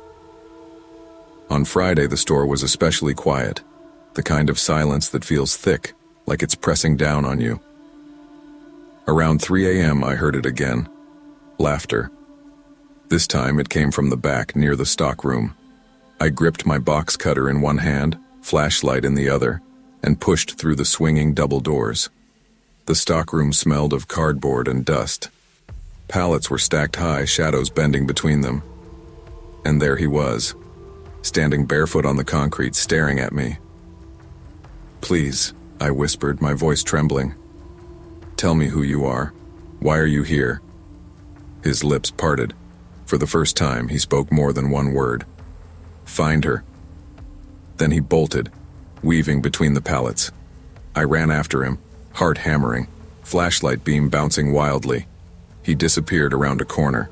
When I caught up, the space was empty, except for one thing lying on the ground. A photograph. I bent down, my hands trembling as I picked it up. The breath caught in my throat. It was me. A photo of me at 6 years old, barefoot, shivering. I sat on the stockroom floor, clutching the photograph like it might burn me. My own face stared back, the same age as the boy. Same messy dark hair, same trembling lips. I staggered to my feet and stumbled into the break room, photo still in hand. When I showed Martin, the guard, his face went pale. "Where'd you get this?" "The stockroom," I whispered. He shook his head. "That doesn't make sense. That's you. How could it be here?" I couldn't answer. The boy stopped appearing to anyone else after that night. No more whispers, no more sightings. But sometimes, when I'm shelving alone at 3 a.m, I feel it, the same presence, watching. Not threatening, just lost. And I know the truth even if I can't explain it. The boy wasn't a ghost haunting Walmart. He was a memory haunting me. Maybe some part of me. The child who lost her father in a sudden accident. The child who grew up too fast. The child who never stopped feeling abandoned. Maybe she had been waiting for me all along. The past doesn't disappear just because we grow up. Sometimes the things we bury, grief, fear, childhood pain, find ways to resurface. The boy in the aisles wasn't there to scare me. He was there to remind me that you can't outrun the parts of yourself you've left behind. Healing only begins when you face them. Working security in a 24-hour Walmart isn't glamorous. People think it's all about catching shoplifters stuffing DVDs into their jackets or chasing teenagers who grab cases of soda and bolt for the door. Truth is, most of my job as a loss prevention officer involved sitting in a chair for hours, staring at grainy black and white security feeds. My name's Marcus, 32, been with the company just under 5 years. I started out stocking shelves, but when the loss prevention spot opened, I jumped on it. More pay, steadier hours, less heavy lifting. I thought it would be easier. But easier doesn't always mean better. The overnight shift can play tricks on your mind. The store has this way of feeling alive after dark. The hum of the freezers, the buzz of the fluorescents, the squeak of a cartwheel echoing through empty aisles. It gets under your skin. And then there's the fact that almost nobody shops at 3 a.m. except the occasional trucker or insomniac. That's why I noticed him. Tall guy, long trench coat. Always appeared after 2 in the morning. He wasn't just wandering, he drifted. Electronics, then grocery, then frozen foods, and finally toys. He never bought anything, never went through checkout, never left the building, not on camera anyway. At first I thought I'd missed him slipping past the cameras. Blind spots exist no matter how well you set up the system. But after weeks of watching, the pattern became clear. He came in, walked, vanished. No exit, no trace. I started keeping a notebook, jotting down times and dates. By the 4th week, the sightings were exact. 3 nights apart, always in the same order. It was like he was on a loop. I mentioned it once to a coworker, Eddie, during a smoke break. He laughed. "Man, you've been staring at those screens too long. You're seeing things." But I wasn't. I knew what I saw. And it was real enough to make the hair stand up on my arms every time that trench coat slid across the screen. The weird part wasn't just that he vanished, it was how. 1 second he'd be standing in front of the freezer doors, his reflection faint on the glass. The next second the aisle would be empty, like he'd dissolved into the air. I tested the cameras, replayed angles, checked timestamps. It wasn't a glitch. Everything else on the feed ran smoothly. Employees stocking, janitors pushing floor polishers, the rare customer buying cough syrup at 3 a.m. The system didn't skip. Only he did. One night I stayed late after my shift, scrolling through hours of old footage. My eyes were burning when I saw him again. Electronics section. Staring at the rows of flat screens, his reflection showing up faintly on the demo TVs even though none were plugged in. I leaned in close, squinting at the monitor. His face was always obscured by the shadow of his coat collar. Not once in weeks did I get a clear look. That night, I made a decision. I was going to see him with my own eyes. When I told Eddie, he shook his head. "You're out of your mind. If it's some creep messing with us, call the cops. Don't go chasing him." But this wasn't about chasing a shoplifter anymore. This was about knowing the truth. So, the following Thursday, 3 nights since his last appearance, I took my radio and flashlight and walked the store floor at 2:30 a.m. The aisles were dead quiet, the overhead announcements muted for the night. My footsteps echoed. And then I saw him. Toy aisle. Standing perfectly still. His coat hung heavy, brushing against the cheap linoleum tiles. My mouth went dry. "Hey!" I called out, trying to sound authoritative, though my voice cracked. He turned his head slightly, then moved around the corner.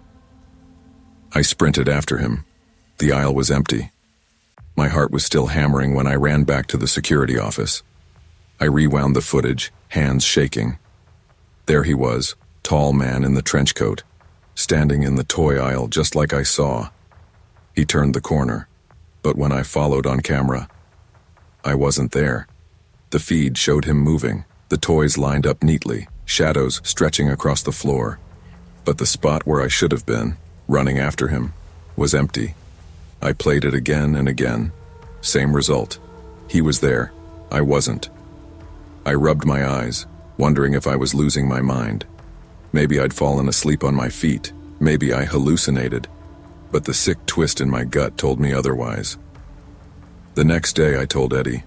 He gave me a look I'll never forget. Half pity, half fear. "Marcus, don't tell anyone else that. You'll get written up for messing around with footage.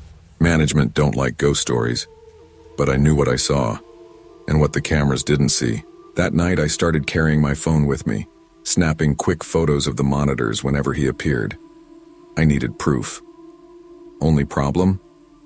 Every photo came out blank. Empty aisles. By week 6, I couldn't sleep. Every time I closed my eyes, I dreamed of him. The trench coat, the silent drifting through aisles, the way he'd vanish like smoke. But in the dreams, it wasn't Walmart anymore. It was my own house, my hallway, my kitchen. He was there, standing still, watching. I started dreading shifts. My stomach twisted every time I sat down at the monitors, and yet I couldn't stop watching. One night, just past 3 a.m., the cameras flickered. For a second, every screen went dark. When they came back, he was on all of them. Electronics, frozen foods, clothing, toys, every aisle at once. I staggered back, cold sweat running down my neck. Then slowly, each feed went back to normal. I left the office shaking, patrolling the store with my flashlight. I didn't see him, but I felt him. The air was heavy, charged, like the moment before a thunderstorm. When I returned, the monitors were blank again, except one, toy aisle. He stood there, but this time he wasn't drifting. He was facing the camera, his face obscured in shadow, but his head tilted slightly, as if he knew I was watching. 2 weeks later, I wasn't the same person. I was jumpy, hollow-eyed, barely sleeping. The night manager called me into her office and said I needed to take time off. "You're burning out," she told me. "Go rest." But I couldn't rest. Not until I knew. On my last shift before the forced break, I decided to confront him. Not with a radio, not with a camera, just face to face. At 3 a.m., I left the office and walked the aisles in silence. My boots echoed on the tiles, and then, in toys, there he was, waiting. I stepped closer, flashlight trembling in my hand. "Who are you?" I demanded. No answer. He turned the corner again. This time I followed without hesitation. The aisle was dark, too dark. My flashlight flickered, then died. The last thing I remember is the sound of footsteps, not mine, circling behind me. When I woke, it was morning. I was lying in the break room, coworkers shaking me awake. They said they found me passed out, flashlight on the ground. But when I checked the cameras later, the feeds told a different story. The trenchcoat man was there, gliding through the aisles. And me? Just like before. I wasn't on the footage at all. I used to feel safe in my routines. Every Thursday, like clockwork, I'd head to Greenridge Mall after work, wandering through the department stores while grabbing a latte from the corner cafe. It was my little escape from the cubicle life, a quiet hour of pretending I wasn't answering emails, fielding calls, and thinking about bills. I'm Rachel Miller. I'm 29, a graphic designer living in a small apartment on the west side of the city. I like quiet streets, coffee strong enough to burn my tongue, and a good book over a crowded bar any night of the week. After my last breakup, I thought I'd mastered the art of independence. I'd learned to enjoy my own company, trust my own judgment, and keep my life predictable. Predictable was safe. That Thursday started no differently than any other. I strolled past the window displays at Marshall's, admiring a muted gray tote that looked perfect for both work and weekend errands. The soft clink of hangers and the murmur of other shoppers was soothing, a soundtrack to my little escape. Then I noticed him. At first I thought it was nothing. A tall man in a dark jacket just browsing near the purses. Maybe he was shopping for someone, maybe he worked there. But when I glanced again at the mirrored display across the aisle, I caught his reflection, closer, then again, nearer than before. My pulse quickened. I shook my head. Maybe I was imagining things. I tried to focus on the bags, feeling my fingers graze the leather straps as I inhaled sharply. But every time I turned, his figure seemed to have shifted, always watching, always near. "Excuse me," I said quietly to a passing employee, trying not to make a scene. "Do you mind if someone's standing too close? I feel like—" I stopped, realizing how absurd it sounded. The employee shrugged, distracted by her phone. I felt a cold knot form in my stomach. I made a mental note to check my surroundings more closely, brushing off the unease as paranoia. But deep down, I knew something wasn't right. I forced myself to continue shopping, hurrying through the rows of handbags. But he mirrored me. He was always a few aisles behind, sometimes farther, sometimes just around the corner. I ducked into the self-checkout lane, hoping the crowd would obscure me. No such luck. The man appeared at the end of the line, casually scanning items in his cart, but his gaze was fixed. I could feel it pressing on me like a weight. I tried to act calm, pretending I was engrossed in my phone, typing a quick message to my friend about meeting later. Finally, I ran my card, grabbed my bags, and bolted toward the exit. My heart was hammering, adrenaline flooding my system, making my hands shake. And then I heard it. "Rachel." I froze mid-step, gripping the bag straps as if they could anchor me to safety. My head snapped toward the voice, and he was there, just steps away. He whispered it again. "I know you." Every instinct screamed to run, but terror froze me in place. My eyes darted to the parking lot. People milled around, loading groceries, chatting, oblivious. I fumbled with my phone and called my ex, Mike, the only person whose voice could calm me even in ridiculous situations. "Mike, I think someone's following me," I whispered. I don't know who he is, but he's outside, and he knows my name." There was a pause. Then Mike's familiar voice, laced with concern. "Stay where you are. Do not go outside. I'll be there in 10 minutes. Did you see his face?" "Yes," I gasped. "Tall, dark jacket, mid-30s. And he's looking at me. He knows me, Mike. I don't..." Before I could finish, he disappeared. Just like that. Mike arrived within 10 minutes, worried but calm. He walked the perimeter with me while I peeked through the lot's lights, scanning for anything suspicious. Empty. Not a soul in sight. It should have been a relief, but it wasn't. That night I couldn't sleep. I scrolled through my social media accounts, checking privacy settings, wondering how he could have known what I looked like. My phone buzzed with notifications of new friend requests, likes from accounts I didn't recognize. And then it hit me. One of those accounts had photos I'd only posted on private settings, pictures he shouldn't have been able to see. I called the police, explaining everything, showing screenshots, timestamps, and messages. The officer listened, nodding politely, but the words that followed made my blood run cold. "Ma'am," he said, leaning back in his chair, "there's no proof he's done anything illegal. Stalking is tricky. You have to catch him in the act or threaten you directly. Until then, there's not much we can do."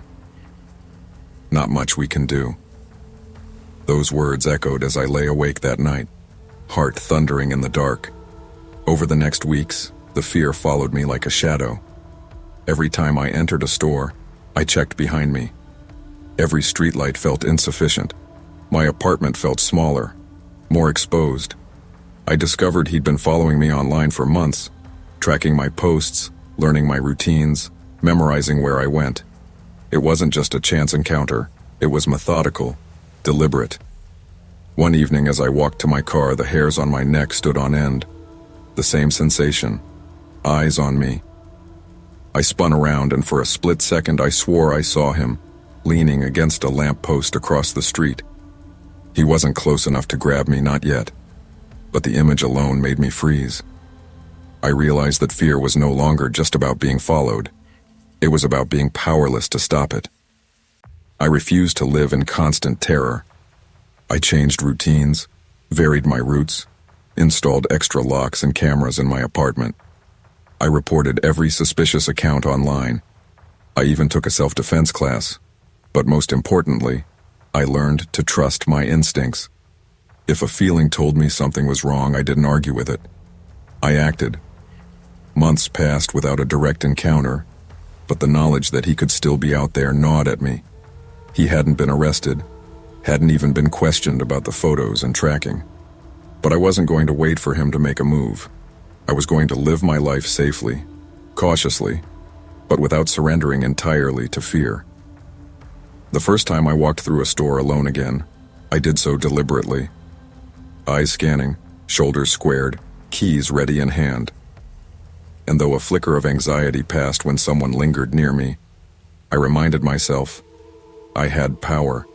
My awareness, my instincts, my precautions, those were my weapons. The shadow may still exist, but it no longer owns my life. Trust your instincts. Take threats seriously, and never assume inaction is safety. Fear is natural, but inaction allows danger to persist. Protecting yourself means being aware, proactive, and vigilant, not paranoid. Awareness and preparedness are tools that give you control when others seek to steal it.